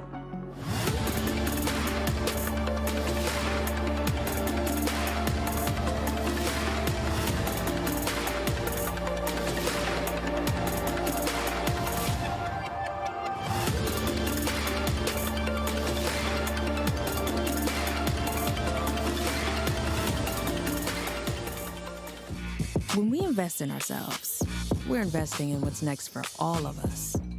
Growing, creating, making moves that move us all forward. Together, we are Black beyond measure. Libraries empower the community with education. Liberia Economic Development Initiative, LEDI, is hosting the International Life Changers Awards and Liberia's bicentennial to celebrate LEDI building the country's first modern public library and technology center. Join event host Roland Martin. Our honorees, Reverend Dr. Jamal Bryant, Zernona Clayton, Thomas Dorch Jr., Dana Lupton, Dr. Tammy Graysteel, on October 29th at the CNN Center, Atlanta. There are no public libraries in Liberia, but together we can change that. Get tickets at ledinow.org. I'm Deborah Owens, America's Wealth Coach, and my new show, Get Wealthy, focuses on the things that your financial advisor and bank isn't telling you, but you absolutely need to know. So watch Get Wealthy on the Black Star Network.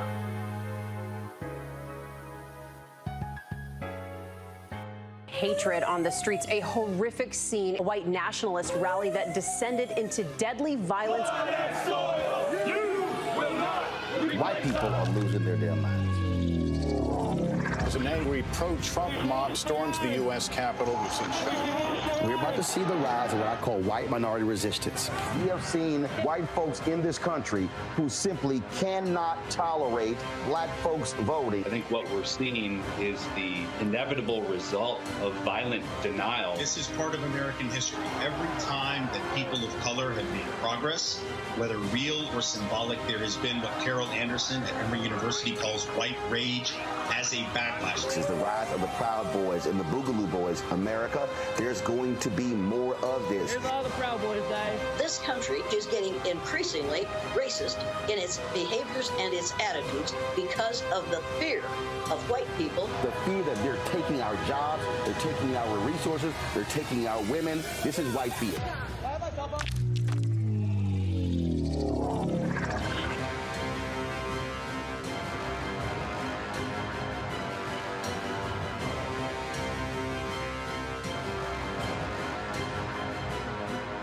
I'm Shantae Moore. Hi, I'm BB Winans. Hey, I'm Donnie Simpson. What's up? I'm Lance Gross, and you're watching Roland Martin Unfiltered.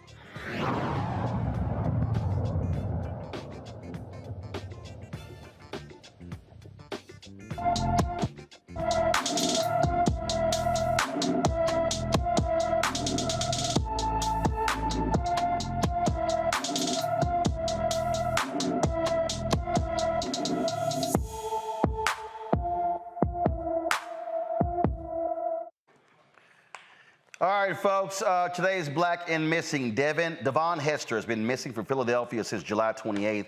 The 15-year-old is 5 feet 6 inches tall, weighs 125 pounds with black hair and brown eyes. Anyone with information about Devon Hester should call the Philadelphia Police Department at 215-686-8477, 215-686-8477. Man, that's got to be sad. I mean, July, yo, this kid has been missing almost 3 months. And here's the deal. This is why we do this segment. This story is not on mainstream media. Every single day on this show, Nola, Scott, and Cleo, we do a Black and Missing segment specifically for this. And it is crazy to me that this kid has been missing since July 28th. I haven't heard his name anywhere else. And when we do these stories, I mean, it's like constant. I mean, I'm astounded. A lot of times, you know, we have a lot of recent where it may have been last week, a few days ago. But my goodness, this shows you this is why people were going off on that idiot Kanye and that dumbass Candace Owens about White Lives Matter. You cannot tell me a little white kid who is 15 years old goes missing on July 28th, and then the whole country don't know about it for 3 months. That's a fact, Nola. Mm-hmm. It is a fact. And it's very interesting because it seems like for different groups, for certain groups, certain things are entertaining. So when we are murdered, when there's something gross and ugly, that seems to be what entertains people about Blackness. But when young white kids go missing, that seems to entertain, everyone else about them not physically being where they are supposed to be, and everyone hoping that they are still alive. So it's just very interesting to me how people seem to be interested in us once we are dead, but everyone else seems to get, the courtesy of hoping that they get to come back home. Well, actually, let me not say everybody else, because that's not true either. So, I'm really emotional for not this child that's missing and scared and Lord knows all types of other things, because I'm speaking affirmatively that this child is still alive. I can't even begin to imagine what the family is going through. Right. And I'm just so happy that you are once again, sounding the alarm on this child not being where they are supposed to be. I can tell you, Scott, there's no way. I don't know what my state of mind would be if my nephew, who's a freshman, has been missing for 3 months. Oh man, I can tell you, as a mother of three, as the son of parents and father of 3 daughters, it would just be devastating. And my daughters are all grown, and it would just drive me crazy. But listen, man, it's hard being Black in America. Ain't nobody looking for Jamal and Jamila. You don't see their names up on Amber Alerts or anything. You don't see local news or national news looking for our Black children. And trust me, whether they'll run away or not, they need to be found. And so, it's a great service you do. I've been doing the show for a while, and you added it a few years in, I think. And, what would be interesting is whether, as you post that, and then subsequently, how many of these children that you post have been found, or it's worked out, or even that it hasn't worked out based on your postings. That data, you should share that data at some point. Yeah, what we've done in the past is we've done stories where unfortunately folks have been found dead, but we also have done the follow-up when they've actually been found. If I think about when we started doing this every single day, frankly, that hasn't been a lot. It hasn't been a lot when they've actually been found alive. And so many of the folks that we've actually mentioned in this segment still to this day have not been found. Wow. And that Cleo is just heartbreaking. And may never be found. Right. And so we talk about how significant human trafficking is in this country, and we're talking about people who literally come up missing and we never hear from them again. Yeah. Roland, I'm very moved by you putting this issue on display like this and alerting our community and whoever else is watching about this phenomenon, because like so many things affecting Black people, this one is missing. And yes, we often talk about how CNN and the other white news networks don't cover it. But what always concerns me as a behaviorist is that Black children are witnessing this neglect. Black children are witnessing this gap in their humanity being affirmed. And I'm telling you from doing talks all over the country and having spoke to several mental health conferences as a keynote, et cetera, that we are not engaging our children and inviting them to unpack or even detect their own trauma that they're living with. And they get neglected because we keep on acting like we can't talk to them about quote unquote race things because we don't want them to be angry. But I'm here to tell you in your audience that that white folks ignores, okay, that's interesting. But we're ignoring our children's mental health inadvertently by not inviting them into a conversation about, baby, how do you feel about this information, including that Black children are missing and that they're not getting the kind of press that white kids get, these realities, police brutality, et cetera, that Black children are witnessing. I've spoken at conferences before where I address the young people in the audience, and particularly the boy children, sometimes start weeping because this is a patriarchal society. Despite the gains made by women, overall, the presumption is men first, men are the most important. And historically, Black males in a patriarchal society have not been allowed to be fully male in terms of being in control of their lives and their destiny, Black men in particular. And boys are feeling this attack on them. Yep. And there's not a whole lot of space being created for them to actually bring voice to that trauma. So I want to thank you for raising the issue of missing Black children, but also want your audience to understand that children are also watching this and experiencing this disappointing reality of Black erasure, and they should be taught by their parents that they can actually express themselves about these issues instead of ignoring the white supremacy mythology and Black trauma is a real phenomenon that we're dealing with. And again, this is, and I just want people to understand when I'm talking about why we do what we do, why this is important, why these things matter. I don't know of any other Black-owned media outlet. I don't know of any other Black-targeted media outlet that every day has a dedicated section to somebody who's Black and missing. That's why we started this. What was it after the white woman in Colorado? I mean, we've had the Black and Missing Foundation on. I've had them on going back to my TV One show. But when we saw all that ridiculous coverage where, and again, it was important to be covered, but all these national media outlets was covering this white woman who came up missing, who later was found dead. That's when I said, damn that. Every day, we're gonna have a Black and Missing. If somebody's Black and missing, we're gonna have a segment every single day on this show alerting you of that because if we don't do it, we know they're not gonna do it. And so that's why Black-owned media matters. That's why I tell y'all why you gotta support because if we're not here, if we're not in business, guess what? There's no outlet for that every single day. And that's why independent Black-owned media matters. And I just, it's amazing, you know, people, you know, I hear these people, they out here, they talk all this nonsense about, oh, new Black media, who doing this, who doing that. It's a whole bunch of people out here who are claiming to be Black media, and all they're doing is talking about what other folk not doing. Mm-hmm. But they're not doing anything on the affirmative. They're just sitting here involved in gossip. I don't care about those people. I tell them, y'all watch, listen to those people, go right ahead. They mean nothing to me. But this is about how we affirm Black people. And so hopefully by profiling this every single day, somebody will see that picture or see that name and then will call somebody and say, hey, I saw Roland Martin's show and I just saw this kid and call the cops. Because if no one ever says it, then they don't even know they're even missing. So that's why that's critically important. All right, folks. Roland, I think it's important to mention that you are true Black media. There's a difference between white accommodationist Black-faced media and Black media that's truly involved in Black life and cares about Black people and have Black people's back. You're not buffooning and jumping around and doing what's quote unquote popular or doing what's safe for white folks. You're really getting in there on behalf of Black people, and I appreciate it. I appreciate it, Cleo. Thanks a bunch.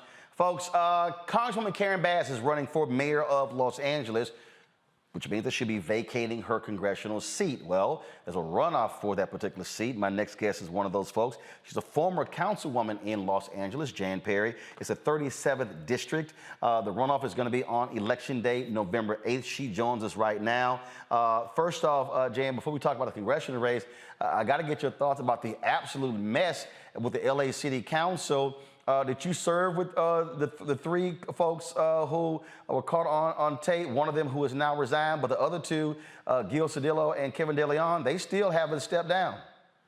Yeah, I termed out of the city council in 2013, and so they came in the group after me, but I know all of them, some better than others, and, you know, it's a strange feeling to hear people say such horrible things when you've had conversations with them recently. And, you know, everything seemed to be normal, but apparently it wasn't. And so I think about what Dr. Angelo always said to us: when someone shows you who they are, believe them the first time. So now our eyes have all been opened. So let's talk about this congressional race. You're in this runoff here, and what are you saying to the voters as to why you should be the choice to replace Congresswoman Karen Bass over your challenger? Well, I have the greatest and most significant amount of experience getting homeless people off the street and into services and into housing. I represented Skid Row for 12 years, and I was able to get a large number of people off the street. I built and funded the largest emergency shelter in the city to give law enforcement an alternative to taking people in on a 72-hour psychiatric lockup and then putting them back out in the street. It still exists today. It's got 650 beds.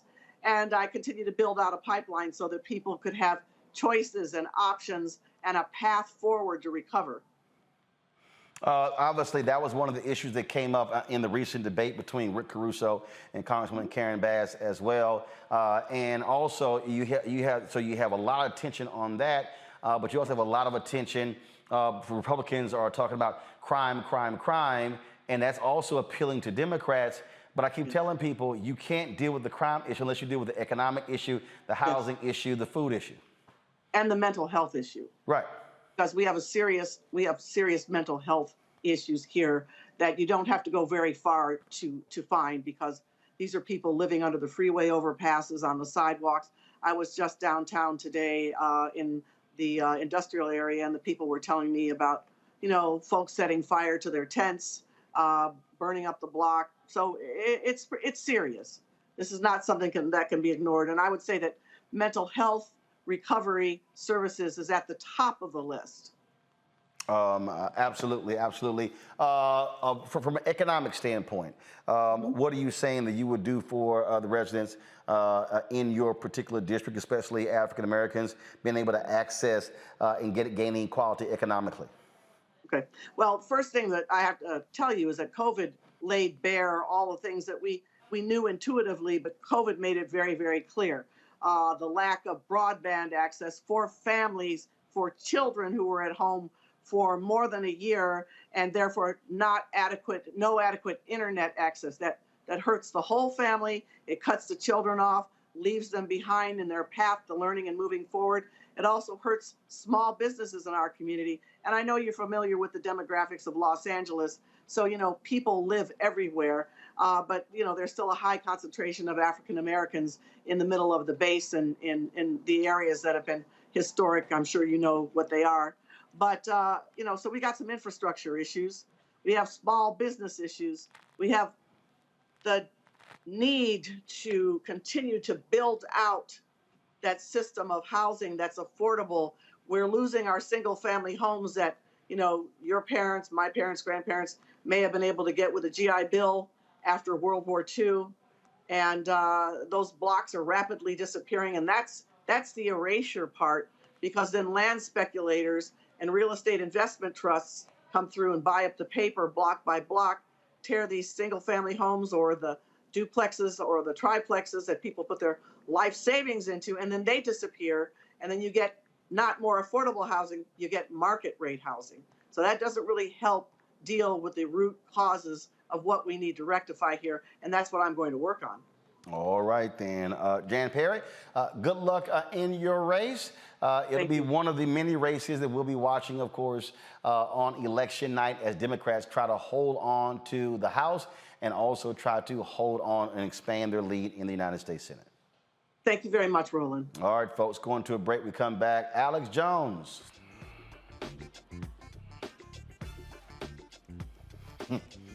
He got to pay up.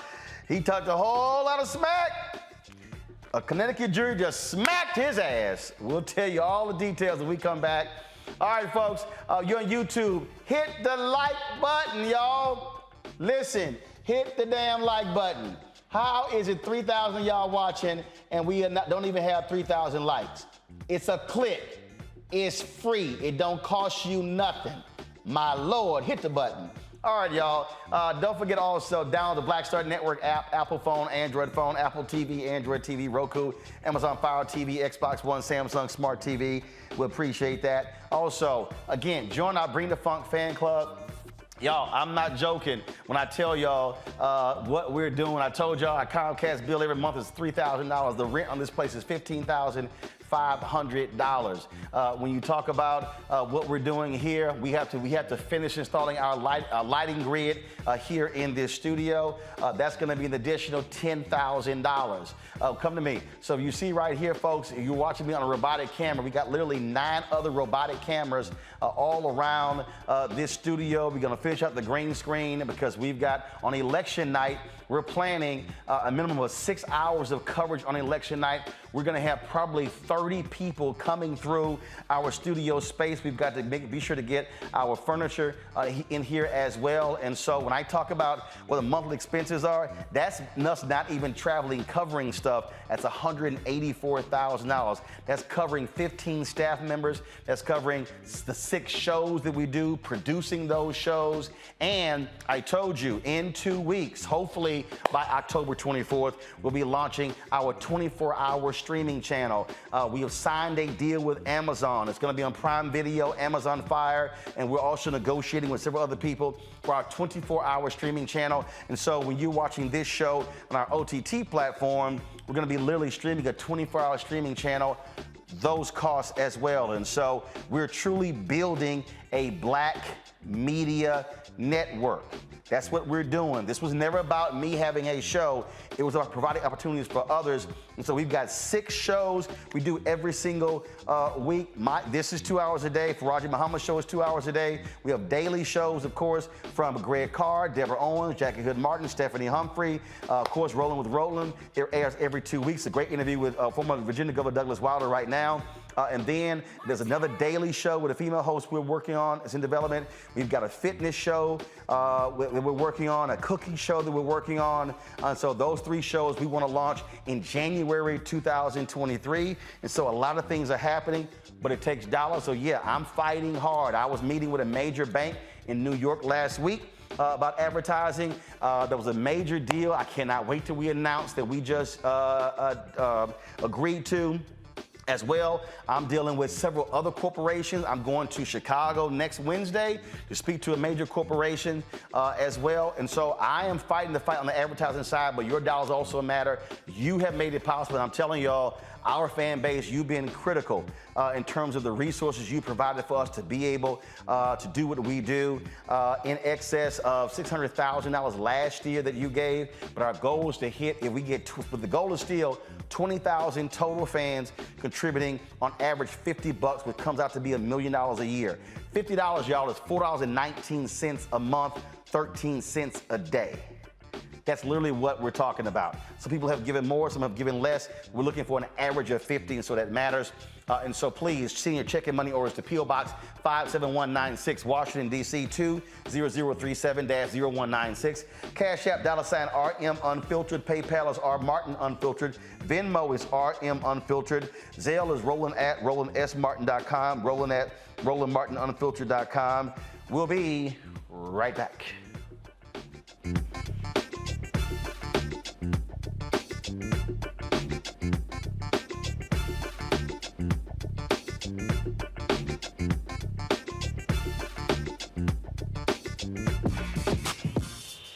When we invest in ourselves, our glow, our vision, our vibe. We all shine.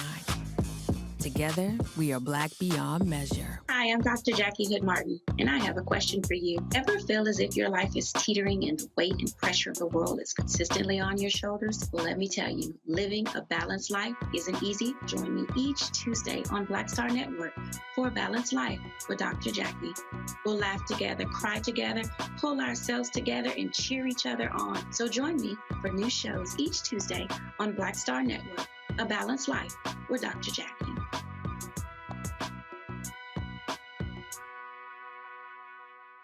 When we invest in ourselves, we all shine. Together, we are Black beyond measure. You know what's on the ballot. It's not just legislation and policies we believe in. It's democracy. Our democracy. There's a choice on the ballot between freedom and fear, between cruelty and compassion, between chaos and community, between voting or violence, and the end of rights generations have fought for. The extremists have a plan, a roadmap for a nation where your voice is silenced and your vote is a memory, where they count their votes and cast ours aside. That's why this year, this fight, this vote is so important. Register, engage, volunteer, fight back against the disinformation and despair, and most of all, vote, because your vote is all that stands between our future and theirs. It's about us. Everybody out together. We are in sunny South Dallas. The election is coming up. It's super important that folks know who they are voting for, but more importantly, what they are voting for. Y'all, we got the free shirts and free lunch right over here.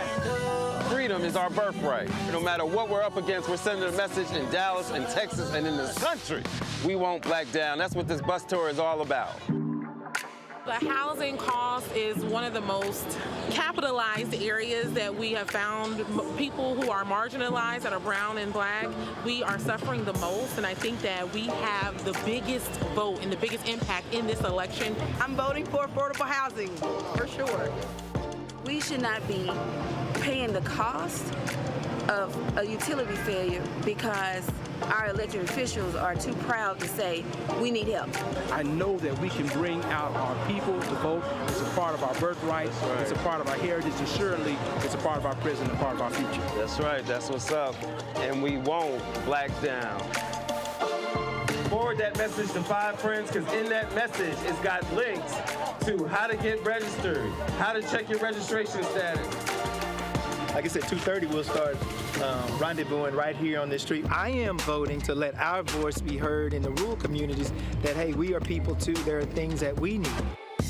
Free shirts, free food, and lots of power. We are in Longview, Texas, where Black Voters Matter, 365.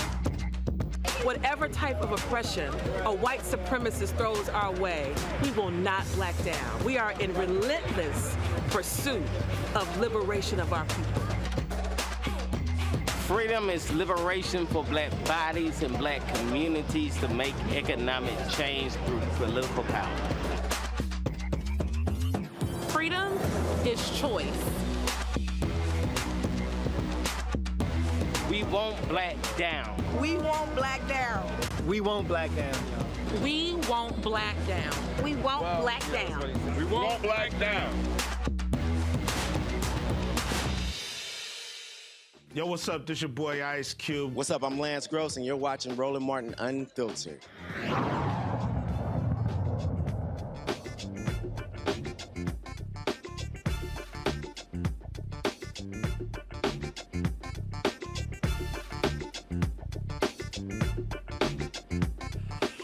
Oh, Alex Jones got his ass handed to him today, y'all. That fool got hit with a $965 million judgment as a result of him calling the Sandy Hook massacre a hoax. Now remember, he lost in Texas, and so now he got hit with $965 million in Connecticut. So the judgments now are in excess of $1 billion.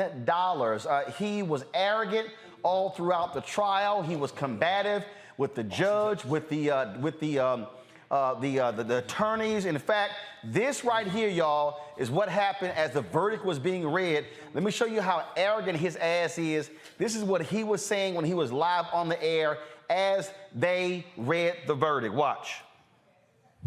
Right? You may inquire. Thank you, Your Honor. Okay, hold on one second. Let me play. So now what you're playing there, that was testimony. I don't want to play that.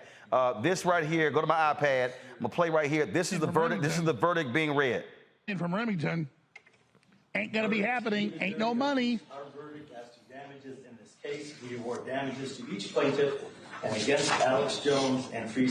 I killed the kids, folks. I think. Number one, compensatory damages.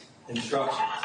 Fill in both numbers for each plaintiff, then go. Now remember, I'm in bankruptcy. We got 2 years of appeals. The money you donate does not go to these people. It goes to fight this fraud, and it goes to stabilize the company. They want us shut down. That's why the ambulance chasers did this, why they use these families. So SaveInfowars.com. We're fighting Goliath. We'll win because of you. SaveInfowars.com, InfoWarsStore.com. Double Patriot points, 10% off at $17.76 right now at InfoWars Store. But you see, you want somebody to fight for you? I'm doing it, and you see what they do. So you want to fight? That's fine. It's your decision. But that's where we are. That's the whacked out system of the left. Did we hit $1 billion, guys? From Remington. Ain't going to be happening. Ain't no money. All right, so here he is. So he goes to the Steve Bannon show, Scott, talking about I only have $1,003 in my bank, and I got this house, and I got a couple of cars, and I got this, and we don't have the money. But his ex-wife testified how he's been siphoning money and hiding money. Trust me, they gon' find the money. And when you hear him say, oh, yeah, money y'all give, don't worry, it ain't going to them, it's going to our defense, he gonna have a hard problem with more than $1 billion, 2 judgments against him for the lies. And then he went on Steve Bannon's show saying, well, you know, I barely talked about Sandy Hook. He was consistently calling Sandy Hook a hoax. He did a TV show. They got his ass on tape, and that's why he lost. And then he got in court and had to admit that it wasn't a hoax. And why would any of his followers ever believe him? But that's a whole nother story.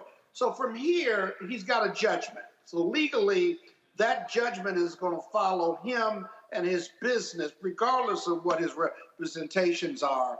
And once you get the judgment, you have to perfect the judgment. When you perfect the judgment, that means you go after his assets, his name, his property, and you attach that judgment to every asset he has, even hidden assets, because you can hire an asset investigator, and wherever he's put his money or property or people in different names of his assets and his property, those investigators can find it, attach it, and they can spend a lifetime recovering it, whether they get a percentage of it or not. So it's not a matter of going into bankruptcy, because now you've got bankruptcy fraud investigators. And remember, bankruptcy is a federal proceeding. DOJ has a bankruptcy section. They can also participate in it. And so while he says it's not a big deal or your money you give me isn't going to go there, it's going to be hard for him to even accept money for InfoWars, because it also is supposed to, at least under the law, go towards satisfying this judgment. So he's got big ass problems. It's not that simple. Everything he generates now is going to go to these families, or there will be pressure on him to hide those assets. Oh, and by the way, hiding your assets to avoid a judgment is illegal in this country. Booyah. Nola, a professional grifter like Charlie Kirk, who supports Alex Jones, this is what this dumbass tweeted. This isn't about calculating real damages from Alex Jones. This is about sending a message. If you upset the regime, they will destroy you completely and utterly forever. No, what it means, Nola, if your ass lie and you basically call this a hoax, and one of the people who got some of the judgment today was an FBI agent. This fool sat there and he pushed a lie, and by saying Sandy Hook was a hoax when these families were grieving the loss of their children. Well, guess what? This is a perfect example why Dominion is suing Fox News and Newsmax and OAN. Yeah. All of these people have gotten away with lies, and they have followed Donald Trump and the Republican Party lying. And I'm glad to see Dominion saying, hell no, we're not settling. And these families going to court now, they now have to run. And this fool, every time he say, oh, y'all give money, don't worry, it's not going to them. Oh, trust me, they gonna go after his punk ass. Mm-hmm. And the thing about it is, what's so infuriating is that they are so dug in and they keep running their mouths. Like, they are coming for all of your things, and you are still running your mouth. And so for me, I'm really, really happy that there's this level of accountability. You know, like, he's going to have to pay and continue to pay and continue to pay. But for me, I think about the long-term damage that's done. Even reading that tweet from that you just showed, using the term regime, you know, as a political scientist, that hits me in a particular way, because you are, first of all, you're gaslighting, you know, people who follow those sorts of personalities. And the real problems, the real things that are happening in this country, they are going to their people and kind of demeaning and kind of treating them, you know, to these sorts of things as if, yes, these things are happening, but it's happening from the people you are trusting. And that's the part of it for me that really, really kind of bothers me. I'm happy in one way that, yes, the courts come for all the things, honey, come for everything, right? But they are still running their mouths, and they still have audiences and people who are truly buying into this. And that's the part for me when I try to think through solutions, when I try to think through, okay, yeah, you can make a dent in his pocket, you can humiliate him, you can maybe chop away a little bit of his audience, but they still have people that believe these things. So for me, I'm like, okay, what does it take? What does it take? You know, because we are talking about a large swath of America. We are no longer just talking about the fringes of America. So we just can't throw this away as if it doesn't matter. It matters. And so what does it take? What does it take to pull down, you know, the curtain, to expose Oz, as Kevin DeLeon had referred to regarding Black people? What does it take for them to see that the emperor truly does not have on any clothes? Trust me, I don't want to think about that. Keep your clothes on. But what will it take to bring these people, you know, so to speak, to the light? Because these people are lying to them, gaslighting them, and continually taking their money. And, you know, I have family members in the Deep South who kind of like believe these people. So in a way, I take it personally. And I'm trying to figure out, how do you undo this? How do you unplug these people from this treacherous matrix? And that's the thing here, Cleo. What we're dealing with is we're dealing with people who are absolutely lying, and the people who are listening to it, these are the people who they are now weaponizing to attack electors, attack voter registration campaigns. Alex Jones, the Charlie Kirks of the world, people who listen to them, is why I wrote White Fear. They absolutely despise what's happening in this country, and these folks are listening to them. They are driving them, and these people believe these liars, and they are now proven liars. And guess what? Go after every damn cent. I'm not sure. I want to get back to the Sandy Hook and Alex in a moment, but I'm not sure these people believe him or care if he's lying. I mean, we all saw what happened with Donald Trump, who got caught lying 1 billion times before he even became president and was voted in anyway. I personally don't think the issue is whether they're lying or not. The white supremacy phenomenon depends on deception and delusion and desperation. And all they need is somebody with a platform who is so-called charismatic, who has a white supremacy or a white control or a white power agenda. That's enough. Lie all you want to, as long as you got our back. Because we're worried about, as your book is entitled, in terms of the White Fear, we're worried about our elimination. We're worried about our irrelevance. We're worried about losing our position as the controllers of the Western world. So they don't care about liars. When Donald Trump said, "I'm gonna make America great again," he almost created a frenzy to push the button for his voting as president. So when Alex Jones is lying, I don't think that's anybody's concern who falls into his culture. However, now he knows not to mess with white child murder narratives and realities. White children are precious. And you can't be saying they didn't die. You can't be saying they weren't hurt. You can't say they weren't being killed. That's not going to go. And frankly, I think that's the predominant insult that he made because white people are having a hard time, and it's statistically proven, particularly in the Midwest, having a hard time reproducing. And you gonna and we want our white kids to live, and you gonna make a mockery out of a mass murder of white children?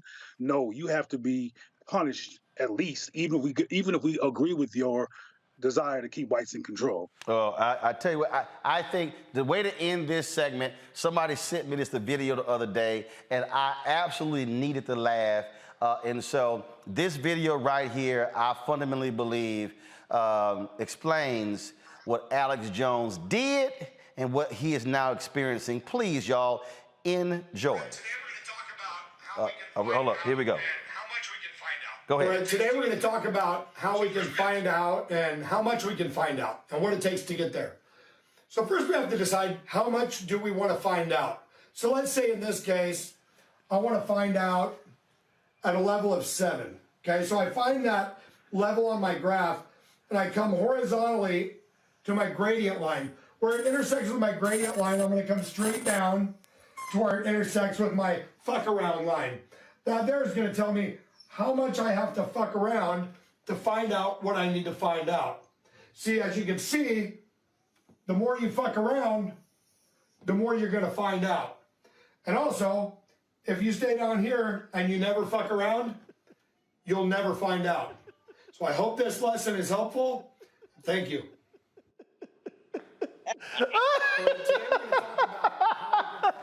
I'm sorry, y'all. I had to play that one. That was, to me, that was just perfect. You fuck around unless you'll find All right, Roland. That was deep intellectual analysis. Admit that was deep intellectual analysis. Hey, so the doctor on the panel, does that make sense to you? I see you laughing as well. I've totally it don't make no sense. Oh, I'm sorry, y'all. That was funny as hell. I had to play that one. All right. Time for Tech Talk. The XY axis. Time for Tech Talk. Come on. Yeah, right.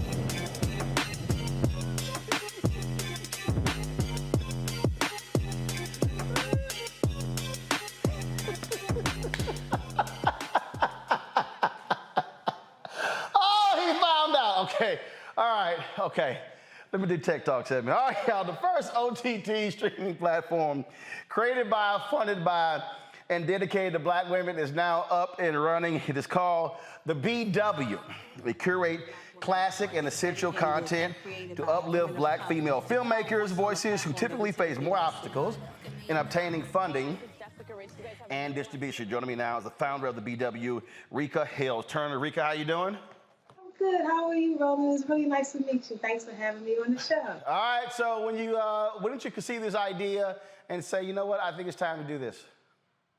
Well, I did a film back in 2015. 2013 I started it. It was called Just Extensions. And I had it distributed on Amazon and iTunes through a third-party distributor. That company went out of business and stole my money, the $40,000 that I had made off the film, and it left the film homeless. The film Just Extensions was a documentary that went to 6 countries that explored the world of hair extensions. Through that journey, I was able to get exclusive footage in tonsures in India. I was in Malaysia, Brazil, China, getting exclusive footage about hair extensions. This film later turned into a reference piece for schools and hair enthusiasts. So it still got me a lot of interviews and things like that. So I was deciding, there has to be a place out here where I could submit my content with the whole push with more diversity and underrepresented talent. There had to be a platform where at least I could submit my films to find a home for it. But there wasn't. So that's kind of how I birthed the BW Network. So, and so you launched it, and what types of shows are on? Are they all entertainment shows, or is it mix up entertainment, news? What you got? So the BW Network is a combination of a couple of things. Basically, we have Celebrating Black Women, what kind of celebrates the stories produced, directed, and starring Black women. So that would include, like we see right now, the Peace Consultations and Consultations with Novi Brown. We have a BW original show called The Undoing, with the first episode premiering last week with Pastor Sarah Jakes Roberts.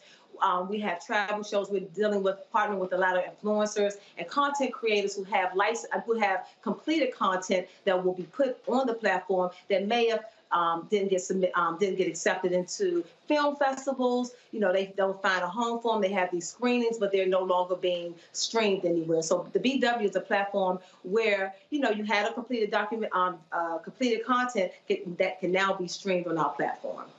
All right. And we hope to grow that even with live television like the BW Live, from concerts, red carpets, where we're typically not represented. Got it. All right. Questions from the panel. Nola, you first. I absolutely love this. Thank you so much. You know, just recently I produced my own talk show for 5 years, you know, so I definitely understand the grind of trying to house your content, you know, trying to get people interested in your content, especially if your content has a positive, you know, sort of message. And I'm just so grateful that you stuck to your guns and you kept going, because a lot of people give up. So that's so important to what you did. So my question is, what is your original programming look like? Like, are you accepting like original scripts, or are you looking to like already kind of bring in content that already existed in other spaces? Like, so what is your original content looking like? So our original content is what we're producing ourselves, which is The Undoing, our first show. We also have another show, A Sincerely Love, which is a scripted show. And we also have Just Cannabis, which will be a interview type show.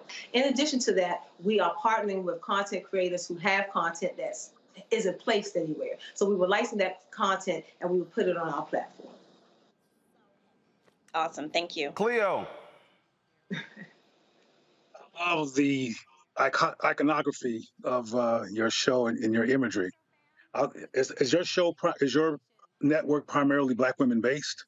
This shit called us BW, Cleo. It's called Black Women. Well, I have a question. Let me leave me alone and let me ask my question. It's called BW. What you think BW stand for? But that doesn't mean got to pay money. I know that. Cleo, go ahead. Look, I'm gonna mess with your ass. You say, is it targeted? Go ahead, Cleo. Now that I get a chance to talk, sister, congratulations. I'm listening. And I love the iconography and what you're doing. My question, if he won't let me do it, is, one of my concerns is, from my perspective, there is an attempt by the larger culture to devalue Black male and female relationships, or Black males and females loving each other. As a matter of fact, in most films and most corporate advertisings now, I was in a black city in a bank where almost all the advertising was showing Black people with white people. There was none that showed Black people with Black people. All that to say, is any of your production work considering doing things that could help inspire and deflect the attempts by the larger culture to put a wrench between Black men and women loving each other? Absolutely. And, you know, I'm so glad you said that, because our executive team, we're all married women, and we all have these great relationships where we have great men supporting us, supporting our dreams. And we definitely want to showcase what Black love looks like, what Black families look like, and what Black success looks like. And we have a show called Becoming the BW, where we take a deep dive into what it took for us to become this network. So our platform will have a variety of things that Black families face through the eyes of Black women. So we have all of these circumstances, from our children to our husbands to our schools to our mental health to our personal health. And we wanted to now attract programming that directly talks to us and speaks to us in our community. You know, when I think about the shows that we see on TV, to your point, when we think about the Married to Medicines and the Wives, what I want to see are Black women who actually can give us resources to resolve some of these issues. You know, early detection, things about your IEP with kids who have learning disabilities and things like that,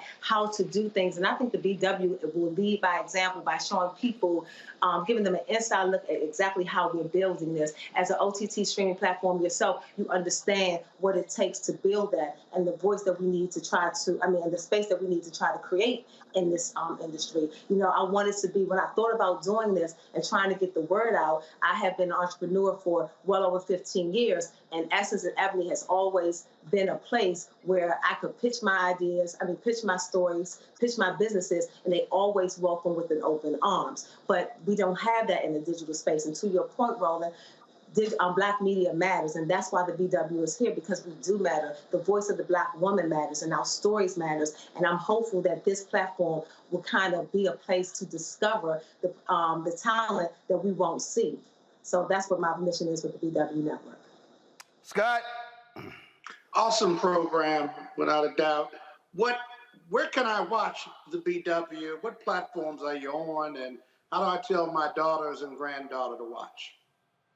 Well, you can tell them. They can go to the BW.com, and on the BW.com, you can see all the place, all our platforms where we're streaming. We have Roku, Apple TV, Amazon, Chrome, Roku. So we're on 6 devices that you can download and stream on any device from the App Store. I'll watch and I'll let them know, I promise you. Please let them spread the word and tell them that he don't even know how to download. What you talking about? Don't even. Oh, here we go. I don't even what. I don't even know why. Nice guest on. We don't need all that. I'm sure he knows how to download. No, he don't. Of course I do. Thank you. No, he don't. Very much. No, and if I don't, my daughters will tell me. No, he don't. He a Kappa. He ain't got no clue how to download. He can't download. He can't download the Kappa app. He don't know. He don't know. He don't know. All right, y'all. Look, I'm gonna start and I'm gonna finish. All right, the OTT. Every show. Start. What? You know I ain't lying. The OTT app, y'all, is called the BW. Download it on all available platforms. Rika, we certainly appreciate it. Good luck and congratulations on the launch. Thank you so much for having me. Bye, everybody. Have a good night. All right, have a good one. All right, folks, that is it for us. We will see y'all. First of all, let me thank Nola. Let me thank Scott. Let me thank Cleo for being on the show. Cleo, you now realize it's a network for Black women. Okay? So just saying, It talks about Black men's issues and Black men and women's issues, and hopefully talks about our diversity as Black people. Yeah, but I'm just saying, you now know it's a network for Black women because this shit is called a BW. The BW. That's what that means. The BW. All right. All right, y'all. Thanks a lot. For the record, I never asked what the show was about. I know Nola. Did Nola just have one of them red cups like at a park? No. Did you have? Oh, it's a red mug. Oh. I thought you had one of them damn red Dixie. That's the Kappa one of them cup. red Solo cups. I was about to say. I mean, you are from New Orleans. See, shots fired. I was sitting here being peaceful, drinking my tea, minding my little business. Well, I'm just saying. I'm sorry. I'm interrupting your green tea moment. Get it on. He wants to get it on. No, you know Roland don't like peace. You see how he started? I come in peace, brother. What? Oh, hell no. Not with him. Hell no. I don't wake up. For whatever reason, hell no. I wake. You better be ready. I wake up fighting. I see. You wake up violent. In the words of Seth Entertainer, I wish a motherfucker would. All right, y'all. I sure did. I know some of y'all out there talking about, oh, stop cussing on the show. The show's called Unfiltered, okay? Damn.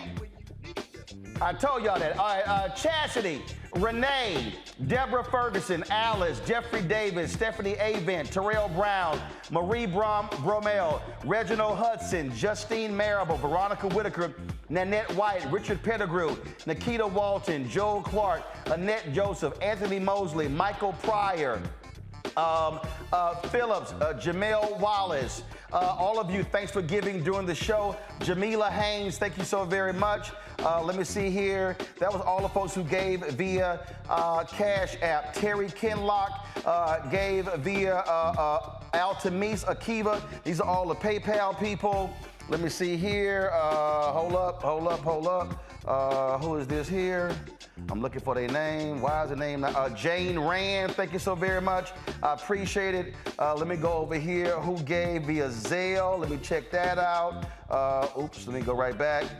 Zelle, here we go. Type that in. All right then. Aletha Garrett, Annette Anderson, Kyle White, Garleon Watts, April Wright, Robert Shade, Tamra Wright. Thank you so very much for all giving during the show. Sharon Allen, thank you so very much, Sharon. Let me also get in Diop Bancole. Let's see here. Devon Slaughter, thank you so very much. Let's see here. Brenda Nelson, Jake Harris, Tango Properties, I'm sorry. And let's see here, I think I got one more. Let me get this in. Adrian Swan, thanks a lot as well. All of y'all who gave to our Bring the Funk fan club doing the show. Download the app, folks. Apple phone, Android phone, Apple TV, Android TV, Roku, Amazon Fire TV, Xbox One, Samsung Smart TV. And of course, join our Bring the Funk fan club. Send checking money orders to P.O. Box 57196, Washington, D.C. 20037-0196. Cash App is $RM Unfiltered. PayPal is R Martin Unfiltered. Venmo is RM Unfiltered. Zelle, Roland at RolandSMartin.com. Roland at RolandMartinUnfiltered.com. And don't forget to get your copy of my book, White Fear: How the Browning of America is Making White Folks Lose Their Minds. You can get it at Ben Bella Books, Amazon, Barnes & Noble, IndieBound, Bookshop, Chapters, Books A Million, Target. You can get it through your favorite black bookstore, or you can download the Audible version as well. Folks, thank you so very much. Shout out to the friends over at Black Voters Matter.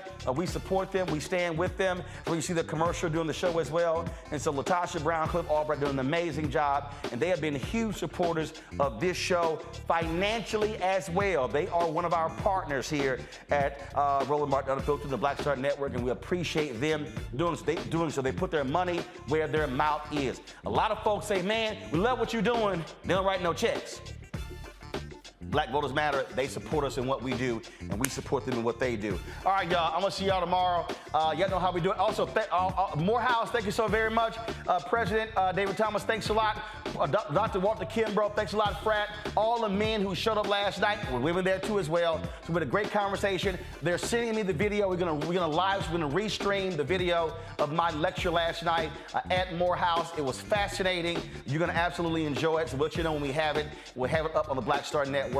I appreciate it, y'all. I got to go. I'll see you tomorrow. Ho!